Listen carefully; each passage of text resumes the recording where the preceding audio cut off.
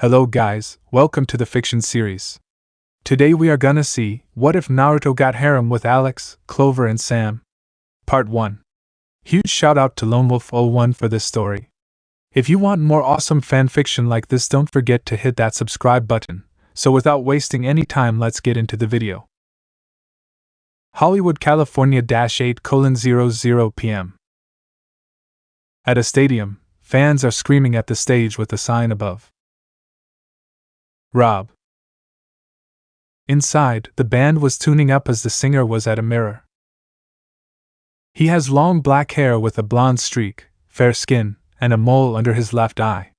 He's wearing a black leather jacket over a red shirt, fingerless gloves, red pants that are black from the knee down, and red boots. Beside him is a poster of himself without the blonde streak, or mole. He fixed his hair before moving, then came back. "Oh, hello there, handsome," he said to his reflection. "I hope my fans love your new look as I do." Suddenly, his mole blinked blue before his eyes followed, and he walked outside where a light pulled him up into the sky. Fabulous. Beverly Hills, next morning 9:15 a.m. A teen girl stopped outside of a gym. She has short black hair and a curly bob cut, and light brown eyes with a brown skin tone. She's wearing a red track shirt over a white long-sleeved shirt, red track pants, and white tennis shoes. She walked into a muscular trainer before getting his attention. Excuse me. I'm new in town. And I was wondering if your gym offers pilot classes?" "For who, your grandmother?" the trainer asked before pointing to a man on an exercise bike in a circular tank of water. "Sweetie, this gym only offers the latest and cutting-edge training regimen. Subversive hydrocycling." A large fish suddenly came out and bit at the man, forcing him to pedal faster. Zero-grav powerlifting. He pointed to a man trying to lift weights over a fan that eventually pushed him to the ceiling. She chuckled before turning to run out of the building. Down the street, another teen girl looking at a map stopped by a bookstore. She is a slim girl with long red hair, emerald green eyes, and a widow's peak. She's wearing a top with no sleeves that show her cleavage, jeans with pants rolled to the knees with a yellow sash, and ankle-high boots. She also has a green purse with a pink flower design on it. "Cool, a bookstore. I can get all the reading materials for school." Walking in, she saw it was empty except for a blue purse and gold bookmark before a man in a suit walked over. "Pardon me, can you tell me where you keep your books?" "Oh, we don't carry books anymore. They scare the customers away. Print is so last century. But we do have these 24-karat gold bookmarks, pure silk, runway-ready book bags, and of course, our 5-star gourmet reading cafe." She then walks out and down the street. Further down, another teen girl was walking holding shopping bags. She is a tall, slender Caucasian teen girl with blonde hair in a bob cut which has the rear and sides flared out while the front bangs come out over the left side of her face, and bright blue eyes. She's wearing a pink dress shirt with a purple and pink belt, white pants with pink X's on the leg, and cream-colored heel boots. She stopped as she saw white knee-high heel boots with an orange stripe at a store. "No way! Yves Mont Blanc's latest boots. They so didn't carry those in my old store." She ran and grabbed the boots and ran to the checkout. "I have to have them." She placed the boots on the counter and looked at the female cashier. "Excuse me, do you have these in a 6.5? "All you need to know is they're too expensive for me." The woman left with the boots as the girl glared. "That is like so rude." She then smiled and walked outside. "And so chic. I just love Beverly Hills." On the other side of the street, a teen boy was walking to an intersection as the three girls were walking to it on 3 other streets on the other side of the road. He's 5 feet 10 inches with fair skin, spiky blonde hair, and blue eyes. He's wearing a blue shirt with black jeans and blue running shoes with white soles. Meanwhile, 2 window cleaners were watching the 4 as one squeegee had a camera open on the end. As all 4 got to the walkway, a giant chopsticks fell before the boy pushed the 3 back. "Thanks." No problem, he said before the blonde got in his face. Hello, cutie. Suddenly, a large sushi roll sign fell, forcing the four to jump back, the redhead falling on top of the boy while the roll went down the street. What the hell? He asked before seeing the girl was still on him. Wow, you have really pretty hair. The girl blushed before they got up and saw the roll coming back to them. Run for it! The four ran down the street before the roll came up on him. They jumped on it and ran on top as the roll went down the street. We're not the only ones in trouble. Just look at that cute little piggy. They looked down to see a piglet with a collar running in front. We gotta get out of this, the redhead said before seeing an arch at the end of the street. We need a long piece of rope. The blonde girl blinked before looking at her belt. Here. My belt. The redhead took it and stretched it out before the boy grabbed it and jumped on the arch as the girls had the other end wrapped around the roll. The girls jumped off as the boy wrapped the end on the arch, landed on a patch of grass, and the dark-haired girl grabbed the piglet. The roll then pulled back to wrap around the arch and break up. Wow, that was a close call, the blonde girl said as the others got up. I guess we should introduce each other. I'm Sam. The redhead introduced herself as the dark-haired walked up to shake her hand. Hi, I'm Alex. You guys rocked back there. Thanks, I'm Clover. The blonde girl walks up and places her hands on top of the others. And aside from the major drama we just went through, it's a total pleasure meeting you. They turned to the boy who was dusting himself off. He blinked as he noticed the stares before speaking. I'm Naruto. How about we go get a ginger/avocado milkshake to forget about our emotions? Sam asked as Alex and Clover high-fived her. I don't know, I need to. Naruto stopped as he was pulled by Clover.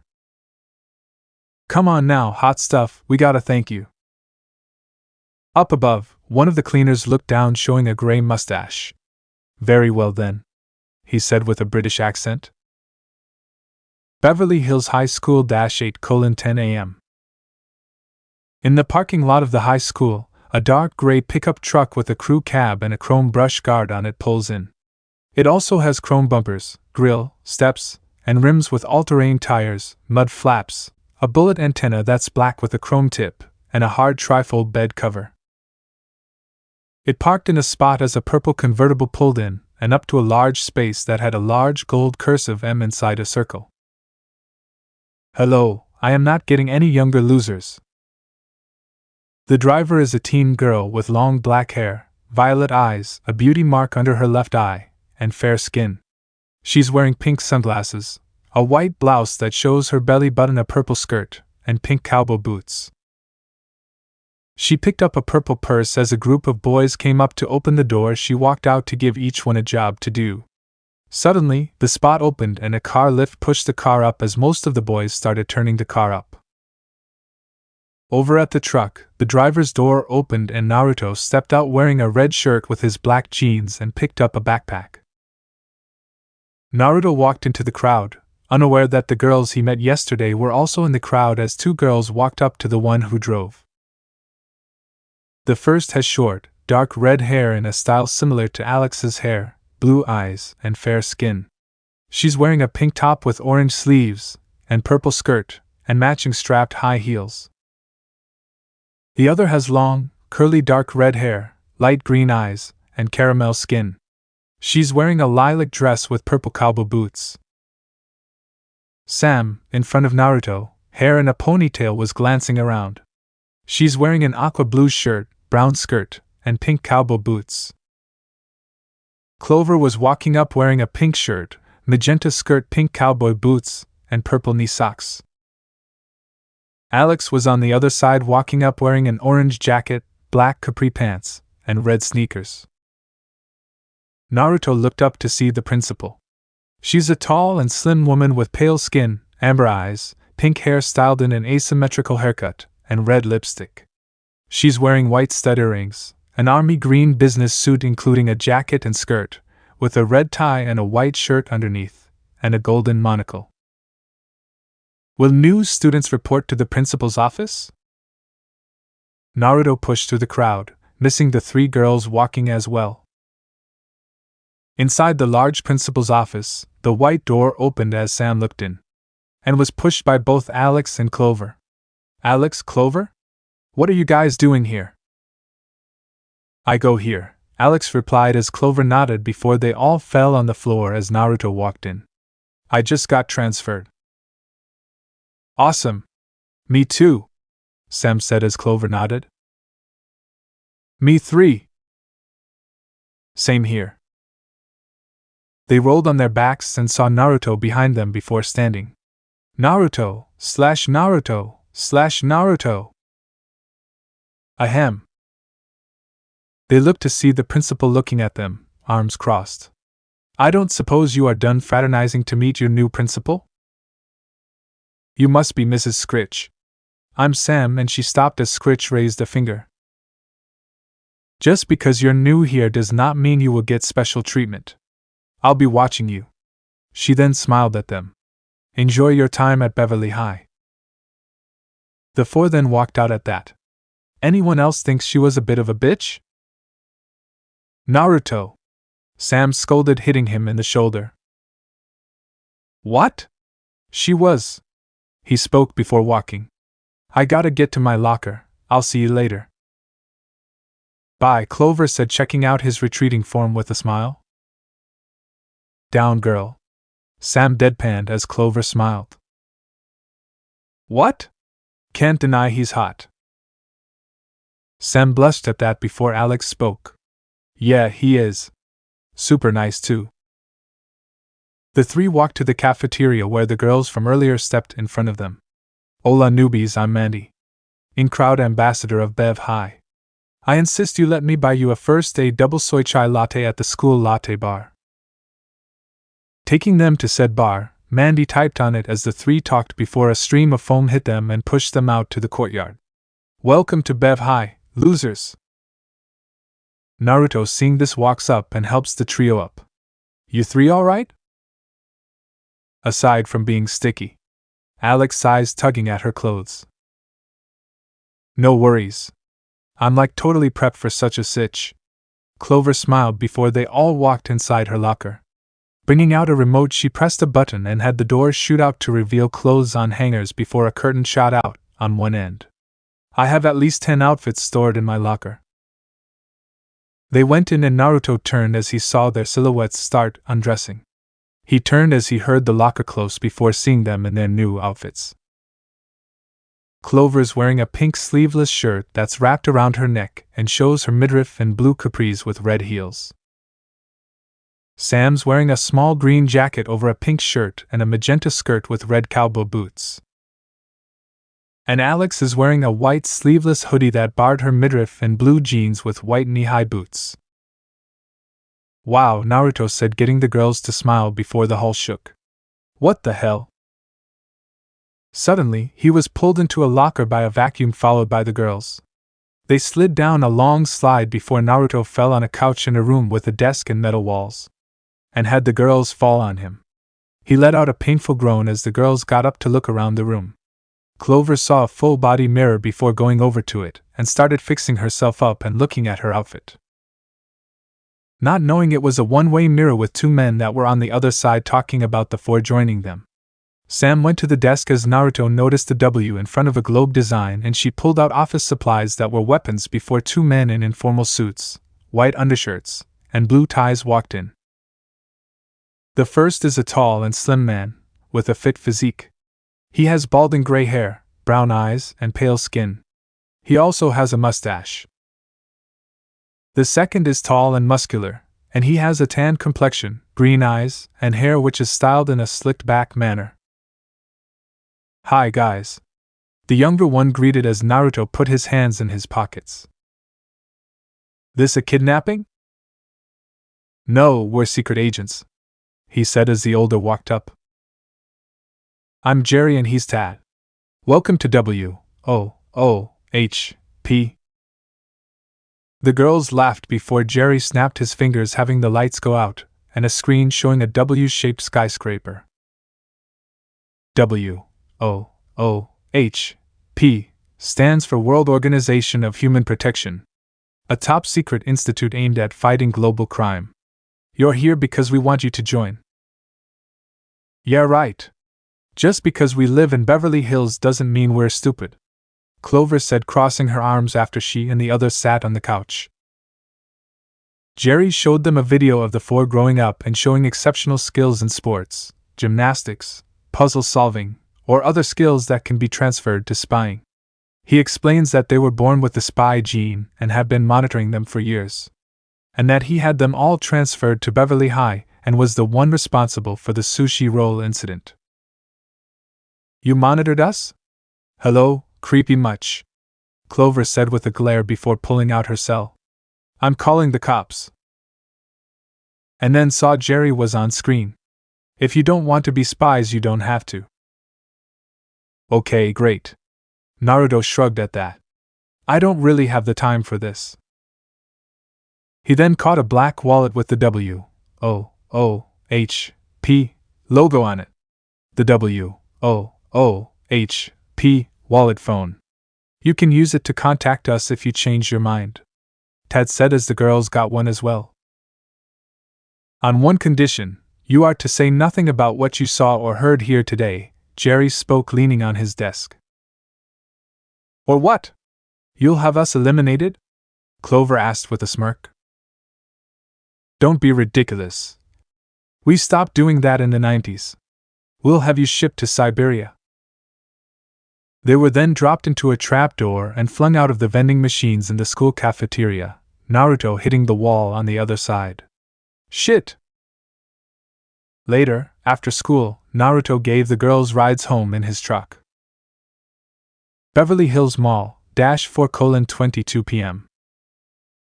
Mandy was walking in as Caitlin and Dominique were holding shopping bags. As they got inside and started going down an escalator, the power went out.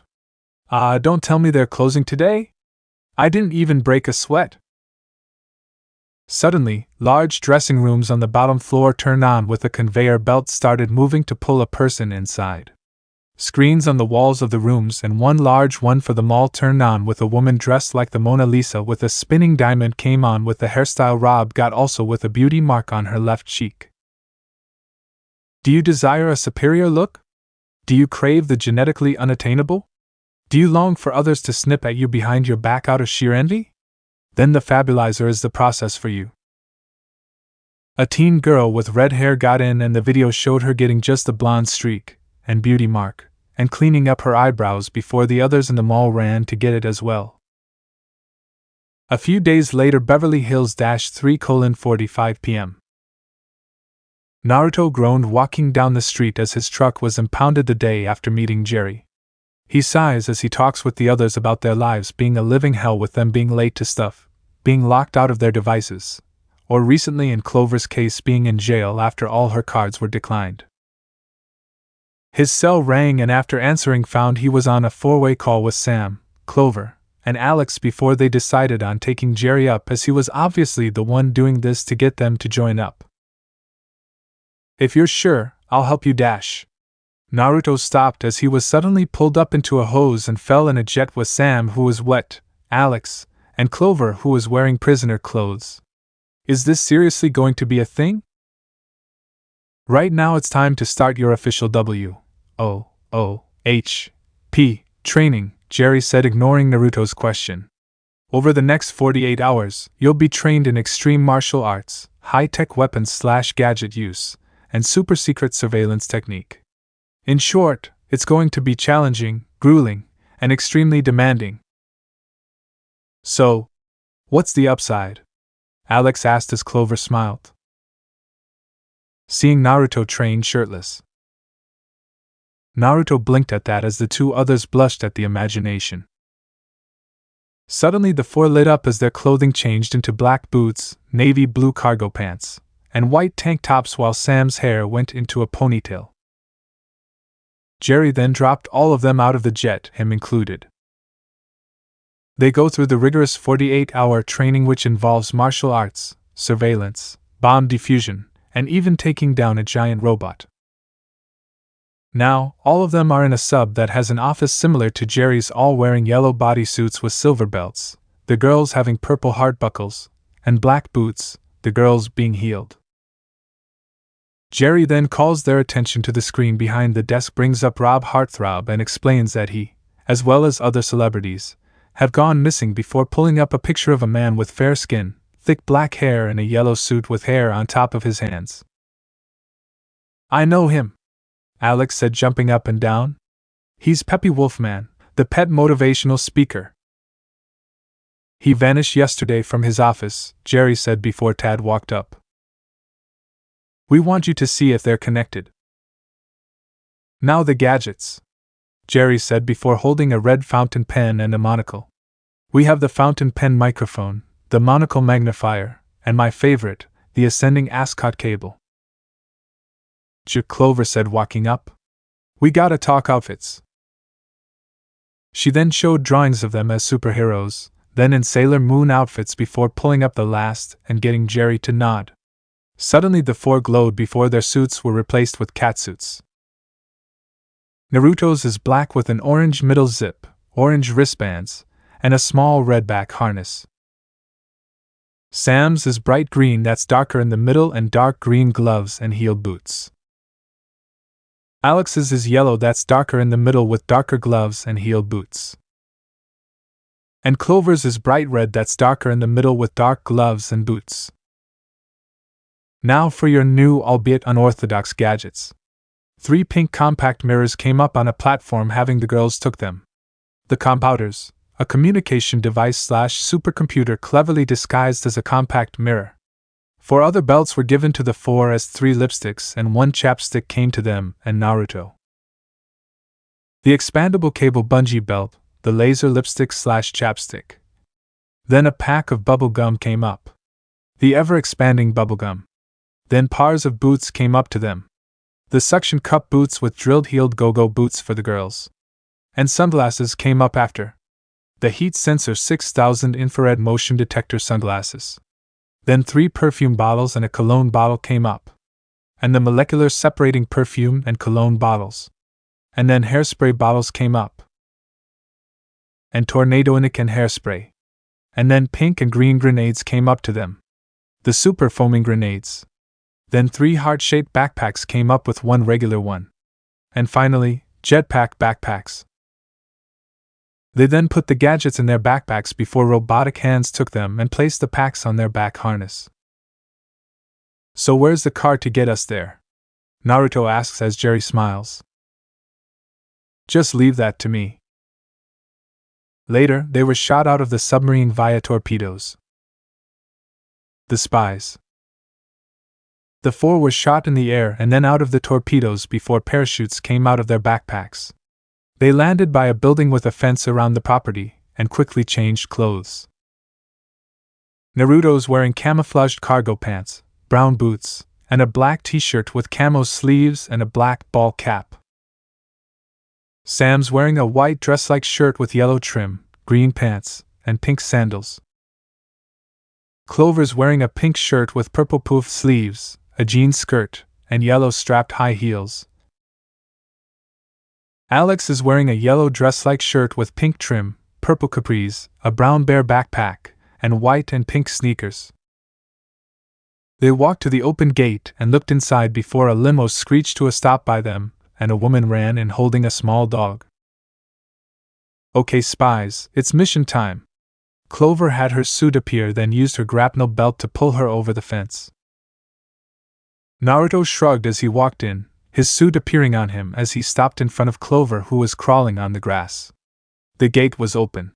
"It's a business, not a villain hideout. If we're going to do this, we'll need disguises." Sam in her suit walked up with Alex, who was in hers. She pulled up her compounder before Clover took it, and used the stylus to go through different disguises before she was covered in a bright light, and was now wearing a farm girl disguise with overalls over a plaid shirt before a chicken fell in her hands, causing her to scream. She fell on her, but as the chicken ran off before Sam took the compounder. "I think we need a family for this." She covered them all in a bright light before Naruto appeared in a black suit, she in a blue dress with curls in her hair, Alex in a blue dress and black shoes with her bear pack, and Clover in a fur coat and white dress. All we need now is a pet, Sam spoke before Alex whistled before the pig they saved last week jumped out of her pack and into her hands. What are you still doing with that thing, Alex? Clover asked her. Oinky's not a thing, Alex bit back. The four then walked in where there was a group of people with various animals including exotic pets. Too many people here. We'll need a distraction. Naruto mused, blushing slightly as Sam wrapped her arms around his left one. Alex dropped Oinky and looked at him. Okay, Oinky, wanna be a deputy spy? Go hog wild for mommy. Oinky then turned and ran into the group of people, having the animals go out of control and pulled the receptionist's attention away. Hey, get back here! The group ran out of the room and upstairs to an office with yellow doors. It's locked, Sam said, trying the handle. I got it. Naruto pulled his cologne bottle and sprayed the door before they walked through it. Clover's purse got stuck before she used her perfume to pull it through and changed back into their catsuits. They looked around the large office that also had animal beds around it. Naruto stopped and blinked as he looked to his left to see a large painting of Peppy on the wall before walking to check the wall in the back. Look! Naruto turned to see Sam pointing to a security camera. He walked behind her, grabbed her by the waist, and lifted her onto his shoulders. Blushing, Sam then puts her feet on his shoulders and stands to plug her calm powder into the camera. Ah! And had both her and Naruto be shocked. Sorry, wrong plug. She chuckled before trying another and downloaded the video. She then played the video showing Peppy fixing his hair under the camera. There he is! Just like the picture Jerry showed us, Alex said before blinking. Is it possible he got even hairier? He then walked out of the office before Sam fast-forwarded the tape and showed him walking back in with the blonde streak and mole holding a receipt with a diamond on it. Whoa! Who's that overly processed cosmetic counter disaster? Clover asked as Sam zoomed in on Peppy's face. I think that's Peppy Wolf, Naruto spoke as Sam zoomed in on the receipt. I wonder what that stands for, she asked before the receptionist knocked on the door. She opened it to see the room was empty before hearing an elephant, then turned to walk out and closed the door as the spies leaned up from sticking to the ceiling. Good thinking, Alex. Sam smiled as Alex nodded. They dropped down and ran out of the window, changing back to their civilian clothing and walked down the sidewalk. As they walked, Naruto noticed signs with the diamond logo on the fences, walls, buildings, and posts with an arrow pointing the same way. I think I know where Peppy went. The girls looked at the signs before the group was pushed down to the ground by a mob of people. Getting up, they followed the signs, stepping out of the way of more mobs of people running following the signs. Getting to a building, they walked inside as Oinky followed, smelling the ground. They saw multiple changing rooms where people went in and came out the other side with the same hairstyle and mole. Missing Oinky going in one as well. As they watched, Clover's calm powder went off, having them go behind a pillar and open it to have holograms of Jerry and Tad come up. How's it going, Spies? Jerry asked them.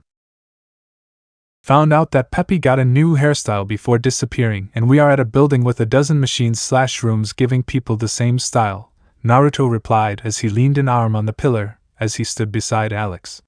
They're calling it Fabulized. Well, you four have done excellent spy work. I'm beginning to love the spy life. Alex clapped her hands at that before Jerry continued.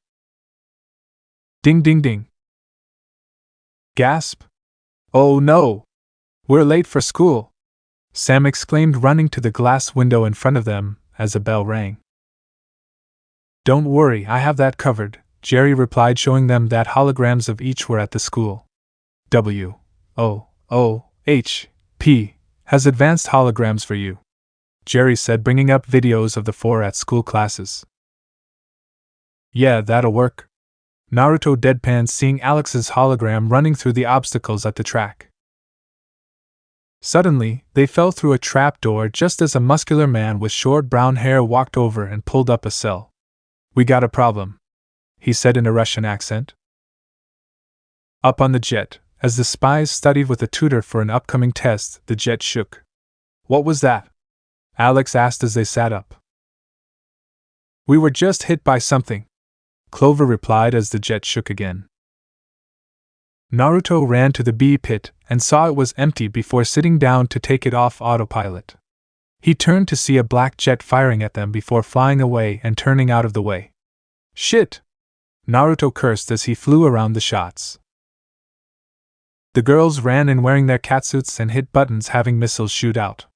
Naruto then hit a button to turn them invisible before losing the jet.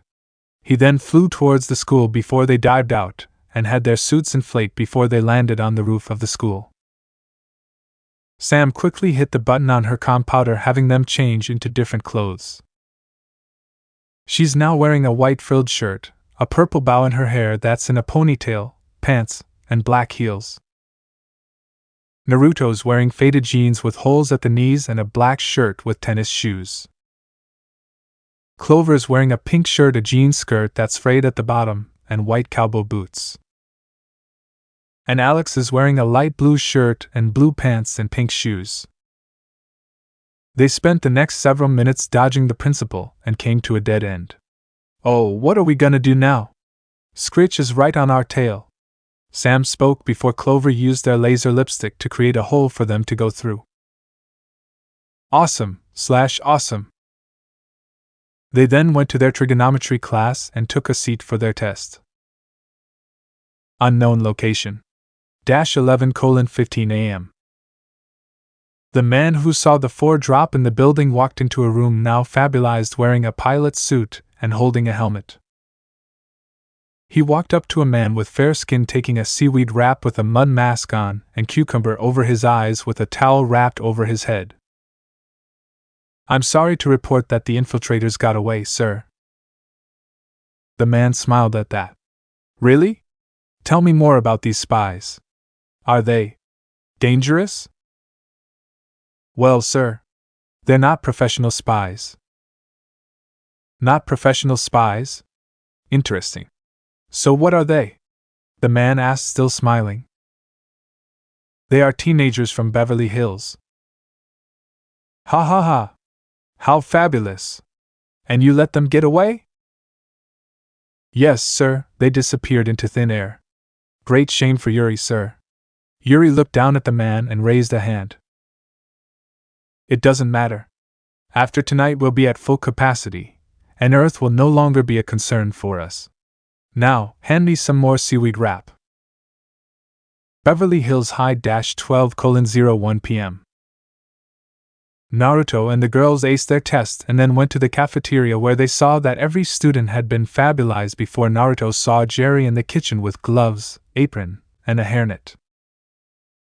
He walked to the spy as he heard Clover arguing with Mandy before almost letting it slip. Their spies before the others pulled her over. "Clover, are you crazy?" "Girls, I've made headway on the mission," Jerry said, stirring a pot.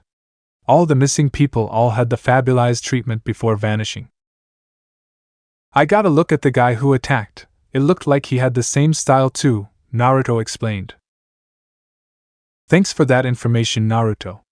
Guys, I think it's high time we find out who's behind these Fabulizer machines," Jerry said to them. "Ooh, that sounds fun. We could tail a fabulized person and find out if they go to where the others are," Alex said as Sam looked at the students. "And I know just the person to tail. Mandy." "What?" Clover blinked. "I don't want to tail Mandy." Suddenly Scritch came up to them holding a red strand of hair. "I found this in a hole in the wall, Samantha." "And?" Naruto asked before directing her attention to the student body. "There are like 10 girls with long red hair and even more with short." "Anything concrete?" The principal stayed silent at that. "No? Good, then we'll be leaving." Beverly Hills 11:15 p.m. The spies in their catsuits stood outside Mandy's room before Naruto's side. I don't feel comfortable doing this. Why Naruto? Clover asks him. I'm a boy, it doesn't feel right for me to be watching a girl at night, he replied before looking ahead. Duck. A woman opened the door to look outside. She looks very similar to Mandy, just older and taller with more mature features. She is wearing red athleisure wear. She then went back in as Naruto looked over the hedge and shook his head. That's weird, he thought as he saw the woman turn the lights off. Suddenly, Mandy walked out in purple pajamas with her beauty mark blinking and went down to the beach to continue walking with other fabulized people. The spies followed on top of the hill before they saw lights at a hill in front of them. Then a UFO came down like a jellyfish and landed, having the people get on board. The spies. Wanky! Alex exclaimed, seeing her pig going up last, as he was also fabulized before she jumped to catch him. The others followed and were pulled up. The ship flew up as the people were in seats standing up, repeating the word fabulous. Maybe we should blend in, Sam mused before they went into civilian clothing. Naruto's wearing faded jeans, black and white sneakers, and a black shirt. Sam had on a spaghetti-strapped aqua blue shirt and black pants with heeled sandals. Alex is wearing a yellow jacket with the sleeves rolled up to her elbows, a black skirt, pink leg warmers, and black and yellow shoes. Clover's wearing a zip-up dress with a light blue belt and heels. Clover then made their hair look like the streak with fake moles on their cheeks. They then went to empty seats and watched as they came up to a giant space station that looked like a diamond with a ring around it. Sam tried calling Jerry only to get static. Guess there's a scrambler, Naruto mused as the ship got closer to the station. I'll try Tad, Clover said, sending a message to Tad. WOOHP. Tad puts the message in the trash bin on the computer he's at before Jerry walks in. Tad, have you heard from the others? No, Jerry. Strange. Well, if you do hear anything, let me know. Right away, Jerry, Tad spoke as Jerry left the room before he smiled. The spies. The four walked into the station to see everyone was fabulized and had exercise equipment, a pool, spa, or playing sports. The hell? Naruto asked before going to a juice bar and saw Ron and Peppy playing volleyball. As the four talked, they heard a man come up on screen. Naruto saw he had fair skin and the hairstyle of the others and wearing royalty clothing with a staff that had a diamond on it. I'm Fabu, your new ruler. I know this goofball, Clover exclaimed, getting the others' attention. He's from the Top 10 Failed Models Primetime Special. She brought up a video of Fabu in a feathered outfit at a show before sneezing it off and was never able to get jobs again. Fabu went on to explain that he created the Fabulizer to fabulize people and then bring them up to rule them before destroying the Earth. Blow up the Earth? Are you crazy? Alex asked, getting everyone to look at her. Oh, I mean, fabulous. Yuri walked up in an orange catsuit. You are not fabulous, you are intruders. The four then went into their catsuits, and Naruto brought his hands up to fight, only to blink as the girls ran off. Really? He then backed up before being grabbed by the bartender. Struggling, Naruto wrapped his legs around a stool and brought it up to hit the man in the face before falling to clutch his neck as he coughed. Naruto was then grabbed from behind and thrown over the bar by a guard. Getting up on his knees, he threw a punch only for it to be grabbed and squeezed. Grunting, Naruto then grabbed a glass, broke it on the man's hand, and punched him in the face. Standing, he leaped over to kick another man before his leg was grabbed. Naruto then kicked the man with his other leg, spinning on the bar. He dodged several nightsticks before hitting another man on the head with a pitcher.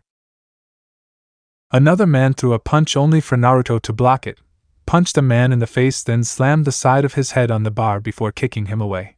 Hearing a yell, Naruto turned to block a kick from another man, threw the leg down, caught his arm, and hit him in the throat. Naruto then spun with their arm, wrapped his right arm around the front of the man's head, then flipped him on his back. Naruto dodged another man's punch before punching the man with his left fist and spun and kicked the man away as a third one threw several punches at Naruto. Naruto then grabbed the man's right arm and kicked the second guy away. He pushed a third man down with his hold on his arm, threw his leg back to kick the first man again, and turned to throw the third man at the bar, having him spin when doing so.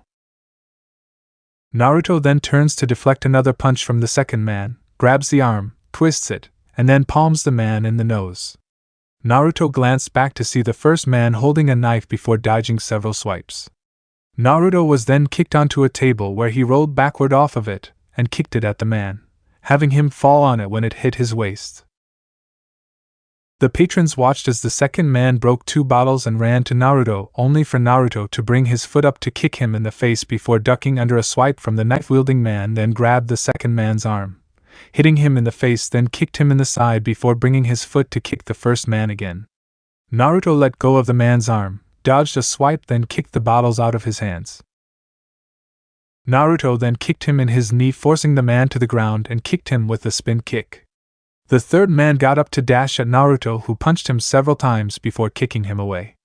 Naruto then dodged the first man with a knife before grabbing a bottle and breaking it on the man's head before punching him in the face, and then kicking him in the chest. Naruto then launched off the man into another kick to the second man.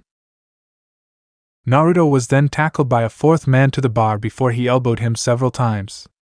Naruto then grabbed his arm and flipped into an armbar until he heard the man scream before bringing his foot down onto his chest. The first man ran over with a stool, forcing Naruto to let the hold go, flip away, and kick the man's feet, forcing him to fall onto the ground face first. Naruto then jumped and spun and kicked the man when he got to his knees. The second man ran to Naruto as he got up before Naruto blocked his attacks, grabbed his right arm, twisted it, and then kicked him in the face. The fourth man ran to Naruto, who picked him up in a fireman's carry and then dropped him through a table. The last man standing picked a small square table up and ran to Naruto, who ran to him, jumped, flipped, kicked the table, breaking it, and forced the man onto his back, knocking him out. Grabbing 2 of the sticks, Naruto hit the final 2 men, knocking them out. Really didn't want trouble. Running off, Naruto went into a vent and crawled through it before coming up to a room and hearing Yuri explaining he was helping as Fabu helped him with his spacewalk dance move. And in return, Yuri helped me with building the Fabulizer. Fabulizer is more like it. Looking through a vent, he saw the girls in tubes. I mean, hello, conformity is so 3 years ago, Clover said before Sam spoke. Yeah, when everyone looks the same, beauty has no meaning. Fabu then hit a button, having them spin. When coming back, Naruto saw Alex had spots, Sam had green skin, and Clover had a unibrow. He then left. As he was going to be launched into space, was Yuri followed. Naruto pulled on the vent before seeing Tad in a blue catsuit. Naruto dropped down and heard Tad explaining he wasn't going to help them but take credit for saving the Earth, and left. Naruto dashed and hit a button, having the countdown turn off. You 3 okay? Yes, now that you're here, Clover smiled at him. But I'm not leaving until this is fixed. Naruto sighed before fixing them. They then ran down the hall and came up to a room where Tad in an armored space suit was tied to a missile with a large diamond on top of the point up for drilling. So how's saving the Earth? Naruto asked Tad as the girls walked up to lean on the railing with Naruto. They saw Fabu and Yuri before jumping down. Fabu ran down the stairs before Naruto vaulted over, landed on the X model, and brought his elbow down to knock him out. They turned to see the missile launch before using their grapnels to get pulled out. Having armored space suits cover them, they got on the missile and walked to a panel. Naruto opened it and looked at the wires before shrugging and punching it, having the missile switch to the station. Shit! Hello, Spies. They turned to see Jerry in a ship before jumping over with Tad, and they attached to a larger ship that jets them to the station. After breaking Fabu's homing beacon, they had everyone get to the escape ship before getting on themselves. Wait, where's Oinky? Alex asks, and suddenly, she hears him squealing and sees him running fast to her. Run, Oinky, run! Oinky runs, trips, and slides on the floor, and lands in Alex's arms. Wow! For a little guy with really short legs, you sure can boogie. Oinky oinks, nuzzling her right cheek affectionately, causing Alex to giggle. WOOHP. Aside from some hiccups, Spies, your first mission was a success, Jerry said to the four in his office. Thanks, Jerry. Sam smiled as Naruto shrugged. No problem. It was so totally our pleasure. Even if you did force us into it, Alex finished before cuddling Winky. If you don't want to be spies, I understand. It's your choice. Guess I'm in it for the long haul now. Naruto shrugged before Clover hugged him. If Naruto's doing it, so am I, she smiled as the other two got in on the hug, having Naruto blush. Jerry explained that he erased the memories of the people who knew them, causing the four to sigh. He then explained Tad was arrested as well before being in the cell with Fabu and Yuri. Beverly Hills High 8:45 a.m. Naruto drove his recently returned truck with the girls and parked in the parking lot before they got out, Clover in the front passenger seat. Clover's wearing a pink dress with multiple zippers and matching strapped heels. Sam's wearing a pink shirt that shows her shoulders and blue bell-bottom jeans with brown shoes. Naruto's wearing black pants with a red shirt and gray shoes. Alex is wearing a white shirt, green skirt, and pink shoes. As they got to the front of the school, Mandy parked in her spot with her friends and started yelling at them. Hey newbies, wash my car. I hope you like extra foam. Clover yells back, tossing the pomade grenade and having Mandy, her friends, and the car covered in foam. The girls laugh as Naruto smiles before turning to walk into the school. Record store, Tokyo, 9:58 a.m. Who is this Ricky Mathis chump, anyway? A young man asks in a closed store as he and another put CDs on the shelf. I don't know, but his fans sure seem to like him. We can't keep his lame, pretty boy single on the shelf. The other replied, putting one CD on the shelf. Suddenly, as the clock struck 10, the doors opened, having a mob of people came in running to the Ricky section. Beverly Hills High School, 12:00 p.m. Sammy, could I borrow your cashmere belly sweater tomorrow? Clover asked Sam, wearing a red long-sleeved collared button-up shirt that showed her front belly, pink pants, and red-heeled boots. Sure. That's what best friends are for, Sam replied, now wearing a blue shirt with a large white collar that covered half her body and white shoes. Hey, what about me? Alex asks, wearing a lime green sleeveless top, lilac pink skirt, and tan boots. Don't be crazy, Alex, Clover said as they stopped by the stairs. We can't wear Sam's sweater at the same time. We'll stretch it out. No, Clover, I meant, aren't I your best friend too? Alex asks as Clover blinks before smiling and then hugs her. Well, of course you are, silly. And that's why I'm gonna borrow your leopard print sandals tomorrow. Clover then gasps. The others turned and smiled as they saw Naruto walking towards them, wearing a jean shirt unbuttoned, showing a white shirt underneath, faded blue jeans, and black sneakers. Naruto Clover was suddenly on him with a hug. I was wondering, do you play an instrument? I, dabble, he replied before the lockers were lifted and all four were pulled in before the lockers came back down. They screamed as they slid down the tunnel before hitting a padded end. It fell, revealing it's a circle in an O of a W, O, O, H, P sign on the wall of Jerry's larger office. Well, so nice of you guys to drop in, Jerry said as a screen dropped down. Nice for some of us, Clover spoke as she slid to the floor and then rubbed her butt to soothe the pain. Jerry then brought up a picture of a young man with information about him on the screen. He is tall, well-built, muscular, and broad-shouldered and has short brown hair styled in a cowlick and green eyes. He's wearing a black string necklace that holds a ring, A white t-shirt with a crew neck, its sleeves are red as is the neckline, black gray pants, and quarter-length brogue shoes. Ricky Mathis, age, 26. Born Seoul. Blood type AB. Real name Richard Martin. Case, T-FG, MNDO.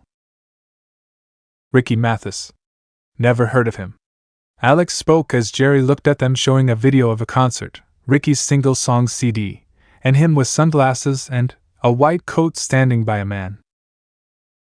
He's on the short side, overweight with long brown hair and fair skin, and wearing purple tinted glasses with a black suit and purple dress shirt. That's because he's an overnight musical sensation. In fact, as of today, he's only released one single, the optimistically titled Rock Legend. Jerry explained, showing pictures of the mob in Tokyo as Alex made shadow puppets on the screen, and stopped as Jerry looked back and raised an eyebrow. Which makes it even more unsettling. There have been similar occurrences around the globe. Something's up, we're just not sure what. So, where do we fit in? Sam asked as Naruto stood.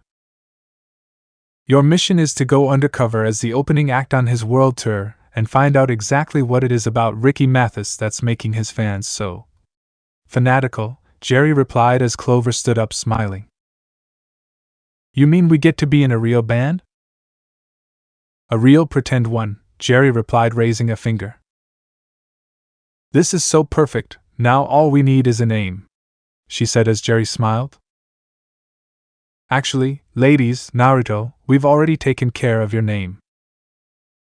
Somewhere in the sky, 03:00 p.m. The spies were dressed in 60s style clothing, flying in a jet that had a 60s floral paint job with spies painted in yellow with a flower as the dot for the eye. We're called the Spies? That is so lame. Clover sighed, wearing pink glasses, a pink choker with a flower on it, a green over-the-shoulder top with a flower on it, and pink and orange pants with green shoes. Yeah. Totally unimaginative. Alex sighed, wearing a pink sleeveless top with an orange heart over the chest, pink shorts, and heeled boots. Naruto was wearing a tie-dye shirt with bell-bottom jeans and brown boots with sunglasses. And Sam was wearing glasses as well, with a pink collared shirt under an orange sweater vest, brown pants, and heeled boots. It was my idea. Jerry, wearing blue glasses, spoke as the girls looked away in embarrassment. Hey, look at these cool instruments. Sam spoke, trying to get the attention away as they saw 3 guitars and drums. Sam picked up a heart-shaped guitar, Clover a blue star one, and Alex went to the drums before they started playing poorly. I don't have the heart to tell them. Naruto sighed before Jerry turned the speakers off. Perhaps now isn't the best time for you to practice. Now. Where were we? Jerry asked as another male agent went to whisper. The drop is ready, sir. Oh yes, the gear. Jerry snapped his finger and had a guitar case come up as the 4 moved to stand on the other side. This week, girls, you'll be utilizing the expandable cable bungee belt. He showed the belt. The Wind Tunnel 3000 Tornado Blast hairdryer. He then showed me the hairdryer. The suction cup bottomed go-go boots. The boots were next before bringing up earphones for one ear. The ultra-sensitive earring microphone, and my personal favorite UPWATI. Upwitty? Alex blinked as another case came down from the ceiling as a scuba helmet and jet came up on the screen. No, not Upwitty, UPWATI. Underwater power walking apparatus that's inconspicuous. Jerry replied before opening the other case and had a drone come up and fly to Naruto. It looks like a red spider. The spider drone, it can shoot taser blasts incapacitating enemies, Jerry said as he pulled a red metal device. The trip mine uses webs to pull an enemy and stick them to what the mine is on, or pull 2 together if you put it on one person. He then pulled 2 red and black chevron-shaped modular devices and put them in Fitbits as the drone flew back to the case. And the web shooter, you can shoot a small ball to temporarily blind someone, block something shut, or create a string to pull something to you. he said, tossing the cases to Clover and Naruto as other agents put parachutes on them. Now goodbye and good luck, spies. Or, as they say in showbiz, break a leg. He pushed a button, having them fall and yell. You suck! Naruto yelled as they fell. London Hip Hotel, 04:00 p.m. The four pulled up in a limo and reeled back as a mob swarmed them. Wow, look! We have fans already, Alex said before the crowd saw them through the window and muttered before leaving. You're not Ricky. That's not him. Wow. I guess Ricky Mathis is popular, Sam said as Naruto ran a hand through his hair, showing he had the Fitbits on. They then go to their hotel room that's decorated like the 60s before Clover jumps on the bed. Naruto, wanna join me? I'm not tired, Naruto replied, oblivious to Clover's flirtatious tone before practicing his gadget.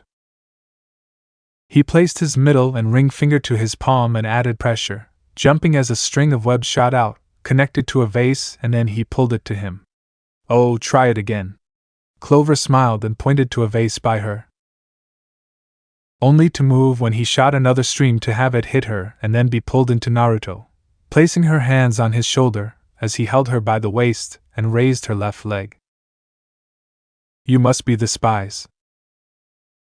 Naruto turned to see the man who was in the picture with Ricky before Alex nervously chuckled. Spies, that's ridiculous. Who told you we were spies? Naruto and Clover walk over before Clover elbows Alex behind their backs. Yes, that's us, the spies. We rock, she said before holding on to Naruto's arms. Well, I am Phil Jenkins, the tour manager. Ricky's very anxious to meet you. What do you say we head up to the penthouse? The group then walked up to the penthouse where Ricky was strumming on his guitar. Great song. Thanks. I just wrote it, Ricky said to Clover as he stopped. We're scheduled to record Ricky's new song tomorrow morning. I'm sure it'll be his next big hit, Phil said as Alex was looking around the room. We're sure it will be too. We're thrilled to be touring with such a great musical talent. Sam smiles as Ricky mirrored it. The feeling's mutual. I just adore your early work. Alex, who was sitting at a piano, blinks at that. We have early work? You should come to the recording studio and hang out, it'll be a blast. Ricky finished as Phil waved his hands. Sorry, Ricky, your recording sessions are strictly off limits. Sounds like fun. We'd love to go. Clover spoke as she was leaning on the piano. Great. Phil narrowed his eyes before turning to leave. Okay, everybody, we don't want to keep those hungry fans waiting. Ricky stood and knocked one of his CDs off, having it open to reveal the disc was glowing green. Naruto quickly shot out a web and pulled it to him to hide behind his back before the spies followed behind. That's weird, since when do CDs glow? Sam asks as she takes the CD from Naruto's hand. So, besides the fact that he has totally crazed fans and glowing CDs, Ricky seems pretty normal to me, Alex spoke as Naruto looked over. Either he's one hell of an actor or he's not actually in on it. Soho Nightclub, 07:00 p.m. Ricky! Ricky! Ricky! The crowd chanted as the spies got ready for their turn on stage, wearing new outfits minus Naruto, who was wearing his original disguise. Sam's wearing a purple hat, an over-the-shoulder top, yellow pants with purple flowers at the knees, and purple shoes. Alex is wearing a large green fur hat with a yellow bodysuit and cape that has a matching collar. Well, here goes nothing. You ready, Clover? Sam asks before seeing Clover sitting at the wall, dreamy expression on her face as she was listening to Ricky's CD. She's wearing an aqua blue cowboy hat, pink high collar vest, and pink and blue striped top with aqua blue short shorts and cowboy boots. Clover? You're not supposed to be listening to music, you're supposed to be playing it, Sam said, pulling Clover up and pulling her earphones out. Besides, I took Ricky's CD for evidence. Too bad, 'cause I totally dig it. It's really infectious. They then got on stage before they started playing their instruments. Hey, we sound great, Clover said as Sam looked over. Yeah, that's because the music's pre-recorded.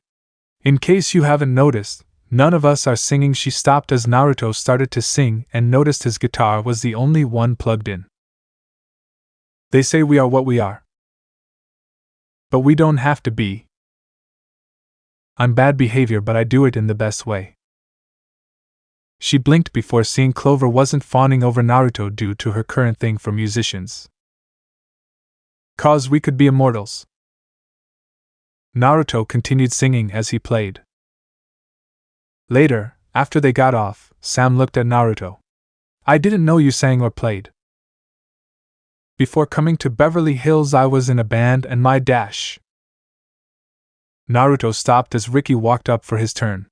Nice job lip syncing. Took me forever to get it right. You lip sync, Ricky? Clover asks as he stops. I don't like to, but Phil insists that I don't sing live. I guess I can't argue with success. He then ran out as the curtain pulled up as a man was putting a glowing CD in the system. So much for the theory about Ricky being normal. The guy doesn't even sing, Alex said as Sam looked up to see Phil was in a room. It's not the only thing that isn't normal. Check that out. She pointed up before looking at the others. What do you say we grab a spy's eye view? Good idea, Alex spoke as they walked before Naruto looked back. Clover, you coming? Are you crazy? I've got a killer view right here. The three then went to the room showing their band badges and up to Phil, who was on the phone whispering. Yeah, Mr. Sebastian, everything is a go for tomorrow's recording session. I've prepared the special lyrics. Unfortunately, Ricky invited those pesky spies to come along. We'll have to keep tight security. He then saw the others in before hanging up. Oh. Hey guys. What's wrong? Aren't you having fun? He went to the door, looked around, and closed it, having it go quiet, revealing the room's soundproof. Hey, I think I've gone deaf. Alex blinked as it went quiet. The booth is soundproof. The noise night after night gives me a headache. I prefer just to watch. Phil spoke as Sam glanced at Naruto. London Hip Hotel, 09:00 p.m. Crack.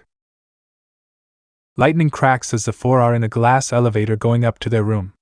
The three girls are in their original disguises, with Clover leaning against the door with a foot propped up on it, looking into space with a smile.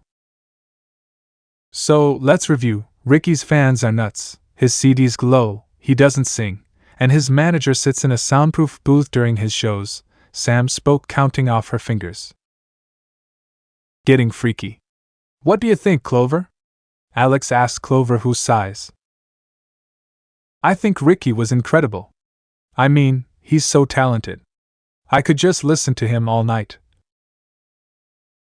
Later, they went to their room. Clover sat on the bed clutching her Ricky CD as Jerry popped up on the TV. Jerry? Hello, Spies. I hope rock stardom hasn't gone to your heads, he said to them. Jerry, what can you tell us about a Mr. Sebastian? Says here he's the owner of Ricky Mathis record label. Sam asks before a video of a man with long black hair covering the left side of his face comes up playing the guitar at a concert. Apparently, he used to be quite the successful guitar player before he lost his arm in a freak pyrotechnics accident. The video then cuts to smoke after Sebastian jumps into fire coming out of the stage, and the crowd screaming. Now he's an eccentric recluse producer who lives on a remote island off the coast of Venezuela. He finished before turning the screen off as Ricky walked in, having Clover cling to him. Ricky! So, who's ready to go to my recording studio in Venezuela? He asks then as he clasps his hands together. Off the coast of Venezuela, 11:45 p.m.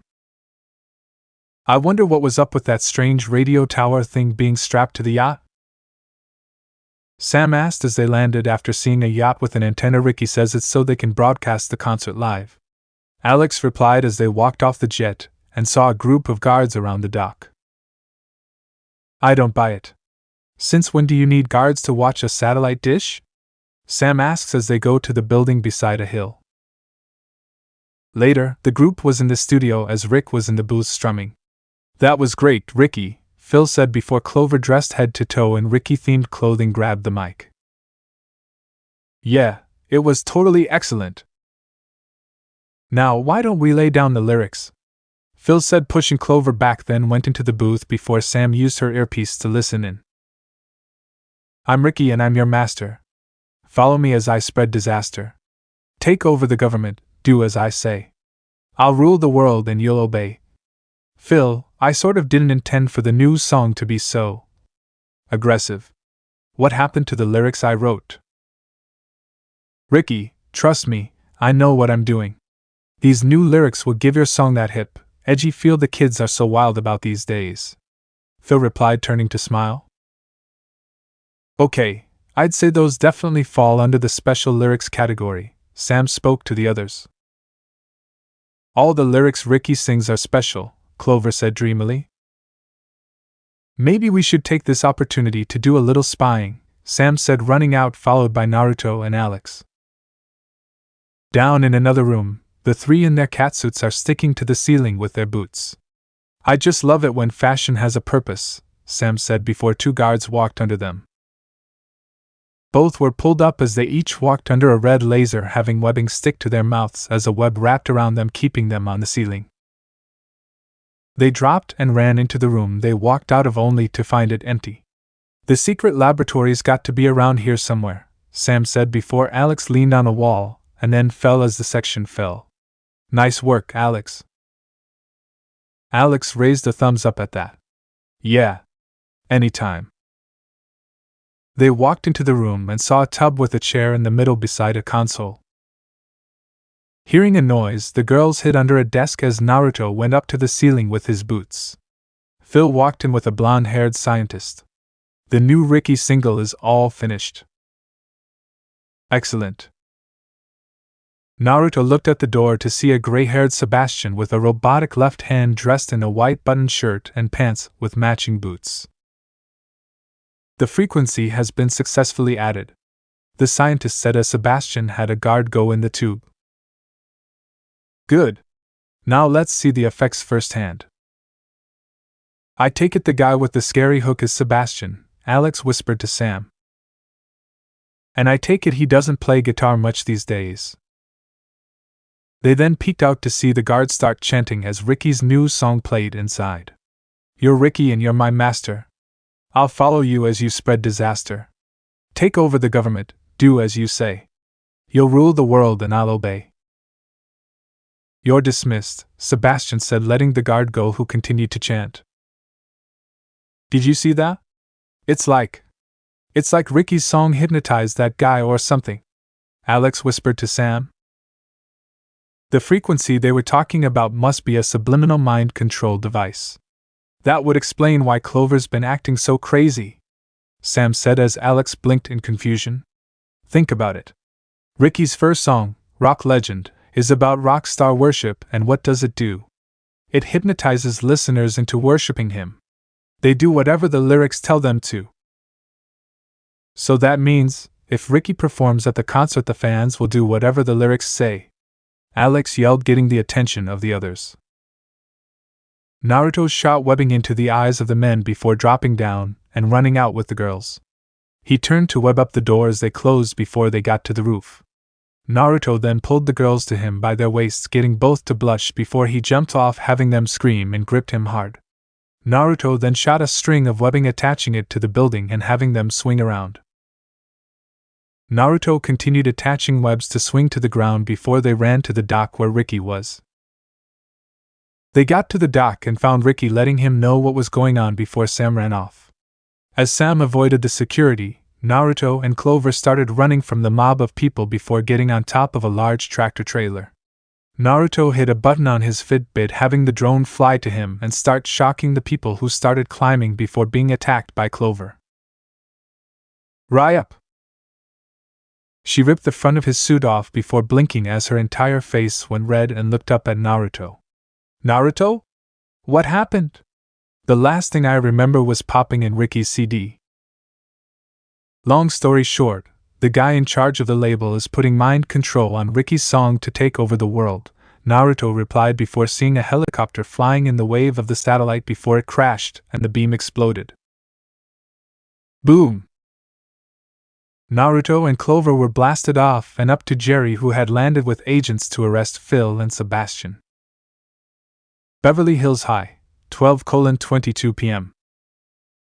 I can't believe I fell for Ricky Mathis. I'm so embarrassed. Clover sighed as she and the other girls were sitting at a tree with her legs up to hide her face. Don't be so hard on yourself. You weren't thinking straight, Alex said, lying on her stomach. Luckily the effects of the music wore off and you're not a zombie groupie anymore, Sam spoke before they heard a guitar. Looking on the other side, they saw Naruto strumming an acoustic guitar with some blood stains on it. Naruto? Why is your guitar like that? Alex spoke as Clover sat beside Naruto. I was told that's the mark of a dedicated musician. So you have played? Sam asked as Naruto nodded. Yeah, before moving, like most teenagers I was in a garage band and my ex-girlfriend was big into music. Ex? Clover asked as Naruto nodded. Yeah, she moved to chase that dream and we couldn't make it work. Naruto then started to play before singing a little quietly. Once I thought that love was something I could never do. Never knew that I could feel this much. But this yearning in the deep part of my heart for you. Sam and Alex blushed as they listened while Clover seemed to have hearts coming off her. The Alps, France, 10:00 a.m. Various animals are eating grass before the ground rumbles. They take off as an avalanche happens before the snow melts as a beam hits it, having them stop. On top of the hill are the 4 spies with winter-themed catsuits on snowmobiles as Sam, hair in a bun holding a large pink laser rifle, smiles. New WOOHP, state-of-the-art technology? Police. The evapoblaster's nothing but a glorified hairdryer. Alex sighs as Clover nods. I agree. That mission was totally lame. I mean, Avalanche Patrol. What are we, spies, or forest rangers? Neither. Apparently, we're goat babysitters. Sam sighed before Naruto turned to the top of the hill, missing a cloaked person walking over to the other side. Naruto? Nothing, must be another animal, he replies as they all drive off. Sam's house, Beverly Hills, 08:00 p.m. Sam, Alex, and Clover sit on Sam's couch eating ice cream as Naruto walks in wearing faded jeans and a white sleeveless shirt showing he still has his Fitbit gadgets on. Alex is wearing pink pajamas with green slippers. Clover's wearing a purple top that shows her midriff, pink shirts, and socks. Sam is wearing a pink top, hair pulled up, and shorts. I thought this whole spy gig was supposed to be fun. So much for the days of exciting missions in exotic places. Alex sighs as Clover looks over. At least we can be psyched about our big snowboarding trip this weekend. What do you say we forget about Jerry and his boring missions and focus on what is really important? Sam smiles as the others get up and stare at Naruto. This is why you really invited me here, right? Tisk. Typical. Beverly Hills Mall, 09:00 p.m. I knew I would end up carrying their bags. Again. Naruto sighed as he had bags covering his arms as he held several boxes as the girls shopped. He dropped them to sit on a bench while he waited. In the shop behind him, Sam, wearing aqua blue pants and heeled boots, was looking at a coat in a mirror. Oh, it's fabulous. And suddenly, Jerry appeared over her face. But don't you think it's a bit tight for snowboarding? Ah. It's hardly any of your business. She jumps back out of the dressing room. Now bug off. Naruto. Naruto looked to see Clover wearing a purple top with green pants and purple heels at another store by a snowboarding game. I need some help practicing. Naruto blinks as they've been snowboarding on missions before sighing. He got up and walked in to get on the fake board as Clover got in front. After playing for several minutes, she jumped up in the air and had Naruto catch her bridal style, having her sigh as hearts came off her. Ahem. They turned to see Jerry on screen waving a finger at them. Over at a salon, Alex, wearing a maroon buttoned shirt over purple pants and heels, sat at a chair before her comp powder went off. Alex here. I've noticed your grades have slipped, Jerry said, holding papers before showing a man beside him. I've arranged for you to be tutored by our top WOOHP scholar every day after school. No need to thank me. I'm just happy to help where I can. Alex groans at that before closing the compounder. Sam's house, 10:25 p.m. Okay, being a spy has just gone from mundane to ridiculous. We can't even get ready for our trip without Jerry bugging us, Sam complained as they sat on her couch. Tell me about it. That man is the absolute worst. We should give him a piece of our minds. Clover picks up before Alex yells out. I totally agree. It's high time we put our feet down. They looked at Naruto, who was leaning back, head over the back of the couch. Too tired to complain. He groans before the TV had a pink beam shoot out and had them all float before being pulled in and slid through the slide of WOOHP. Well, you know what they say, no time like the present, Sam exclaims as they slide. WOOHP headquarters, 10:32 p.m. The four then went through a wall and landed in Jerry's office with his chair turned away. Okay, Jerry, enough is enough. Clover stands as the others follow. That's right. We're sick of you butting into our personal lives. Sam spoke, hands on her waist. Yeah, and no more treating us like little girls. Do I make myself CL clear? Alex stuttered as the chair turned and revealed a man with tan skin, short brown hair, and green eyes, wearing a suit with a WOOHP badge. Max Smith. Crystal clear. Hello, girls. I'm Max Smith, your new WOOHP guardian. You're our new guardian? What happened to Jerry? Naruto asks, crossing his arms as Sam blushes at Mac. Jerry decided after 35 wonderful years with WOOHP, it was time he worked on his golf game. He's retired. Mac replies, bringing up a video feed of Jerry in golf clothes playing golf. It's true, Spies. I have indeed retired. I am, however, confident I've left you in very capable hands. Mac should prove to be a fine replacement. So, does this mean we're never going to see you again, Cha? Sam asks as Jerry swings. Sorry, I can't help you. I'm retired. Naruto narrows his eyes at the weird answer as the girls speak. I can't believe Jerry retired. It seems like just yesterday he was invading our privacy and majorly getting on our nerves, Alex said as Mac walked up to them. We'll have plenty of time to get acquainted later, Spies. Right now I need you to gather around cause I have a really important mission. Great, this guy's gonna be a pain in the butt just like Jerry. Clover sighs as Mac brings out a platinum credit card with the WOOHP logo. The first thing you'll need for this mission is an official WOOHP platinum credit card. Did you just say platinum credit card? Clover smiled as he nodded. That's right. WOOHP gave me a couple of new cards this morning. Your first mission is to go shopping on the organization's dime.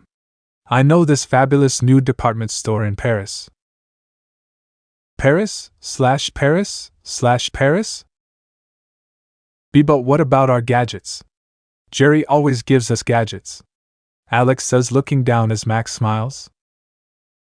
Okay, here's the parasol crossbow, the backpack jetpack, the crime scene scanner watch, the tornado in a can of hairspray, and a tube of immobilizing stuntan lotion. Naruto, you still have your shooters, so you'll have the taser webs and the web bomb. He dropped the gadgets along with yellow canisters for Naruto's shooter and several red metal balls. Have fun! The four yell as they fall through a trap door. Les Grandes Galleries, Paris, 11:00 a.m. I'm starting to think you only became my friends so I could carry all your crap. Naruto whined as he once again was carrying the bags and boxes as the girls walked in front of him. It's official, Max the best. The total, ultimate coolest, Clover said, holding the card. Don't ignore me. You can say that again. But he's also so cool and smart. Sam speaks as Alex pulls her powder up. I'll call Jerry to see what he might like for a retirement gift. She calls Jerry and sees he is still golfing. Hey, Ja. It's Alex. Just wondering what you might like as a retirement. She stops as he swings. Sorry, I can't help you. I'm retired. He cuts the feed as Clover sighs. Rude much? Don't worry about it. Sam smiles at that before Clover holds up the card as Sam looks to a store. Yeah, Jerry's loss is totally our gain. Maybe I'll buy a gift for Mac. After all, a little generosity could go a long way. Naruto blinks as Sam speaks. The way you said that. Do you like Mac? What? Sam asks before blades pop out of the card and flies around trying to cut the four spies. Look out! Naruto jumps back and shoots webbing at the card and hits it to a mannequin before shooting several more to keep it in place. Okay. That's a little more purchasing power than I was looking for, Clover says as they then leave, missing the man from the mountain watching them from the shadows. We better get back to WOOHP and tell Mac what happened, Sam says as they walk out of the store. WOOHP, Headquarters 05:30 p.m. Nice suit, Clover says to Mac, who was in a silver space suit before he takes the helmet off. Wow. Back so soon? Yeah. We, had a little problem with the credit card. Sam explains, not that we didn't totally appreciate you giving it to us. What? Was it declined or something? He asks as Alex shakes her head. No. It attacked us with its whirling saw blades of death. We barely made it out of the store alive. For you. Sorry, I didn't have time to get it gift wrapped. Sam brings up a torn shirt from one of the few bags that survived. Oh. You girls can't be serious, Max said as Naruto raised an eyebrow. Unfortunately, we are serious, and so is the $200,000 bill for damages you'll be receiving from the store, Clover explains before Alex looks at him. Doesn't it even bother you that we were almost shredded by a killer credit card? Alex, Mac is a seasoned agent. He's probably been in so many dangerous situations, stuff like this doesn't faze him, Sam says as Mac went to the desk. Guys, I apologize. You've got to let me make this up to you. How about a cliff diving adventure in Acapulco? I think we've had enough international excitement for one day, Sam says as Mac throws keys to them. Well, then the least I can do is offer you a ride home in style. Take my brand new Turbo Titan 3000 XT. Just bought it yesterday. Still has that new car smell. Later, Naruto sat in the back of the red convertible as Clover drove with the other two up front with her. This is totally awesome. I mean, could Mac possibly be any more money? He's got the brains, he's kinda cute, and his car's the bomb, Sam says before they stop at a sunglasses shop and walk out. Oh, sunglasses. What do we need sunglasses for? It's nighttime, Alex asks as they get to the store. It's not a question of function, it's a question of fashion. Boom! The car exploded, sending the four to the ground. I can't hear! I can't hear! Naruto yells out dramatically. There's blood blisters on my hands. Oh my god! How do they walk away in movies without flinching when it explodes behind them? There's no way. I call bullshit on that. When they flew the Millennium Falcon out of the Death Star, it was followed by an explosion. That was bullshit. I wonder what could have caused this. Alex asks as a C4 stick lands beside them. Sam picks it up to scan it. The question is, who could have caused this? Bingo. What is it? Alex asked, ignoring the overacting Naruto on the ground. I think I need an MRI. A fingerprint. A fingerprint that belongs to a criminal named Tim Scam.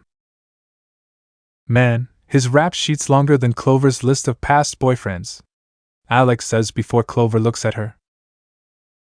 Well, almost. Oh. We should warn Mac. I mean, first the evil credit card and now this. Sam says as Clover got their jetpacks. I think this Tim guy's after him. She mused as Clover tossed them the jetpacks.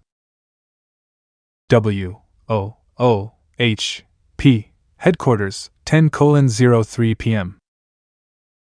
Where could he be? Sam asked as they were in the empty building and inside Mac's office.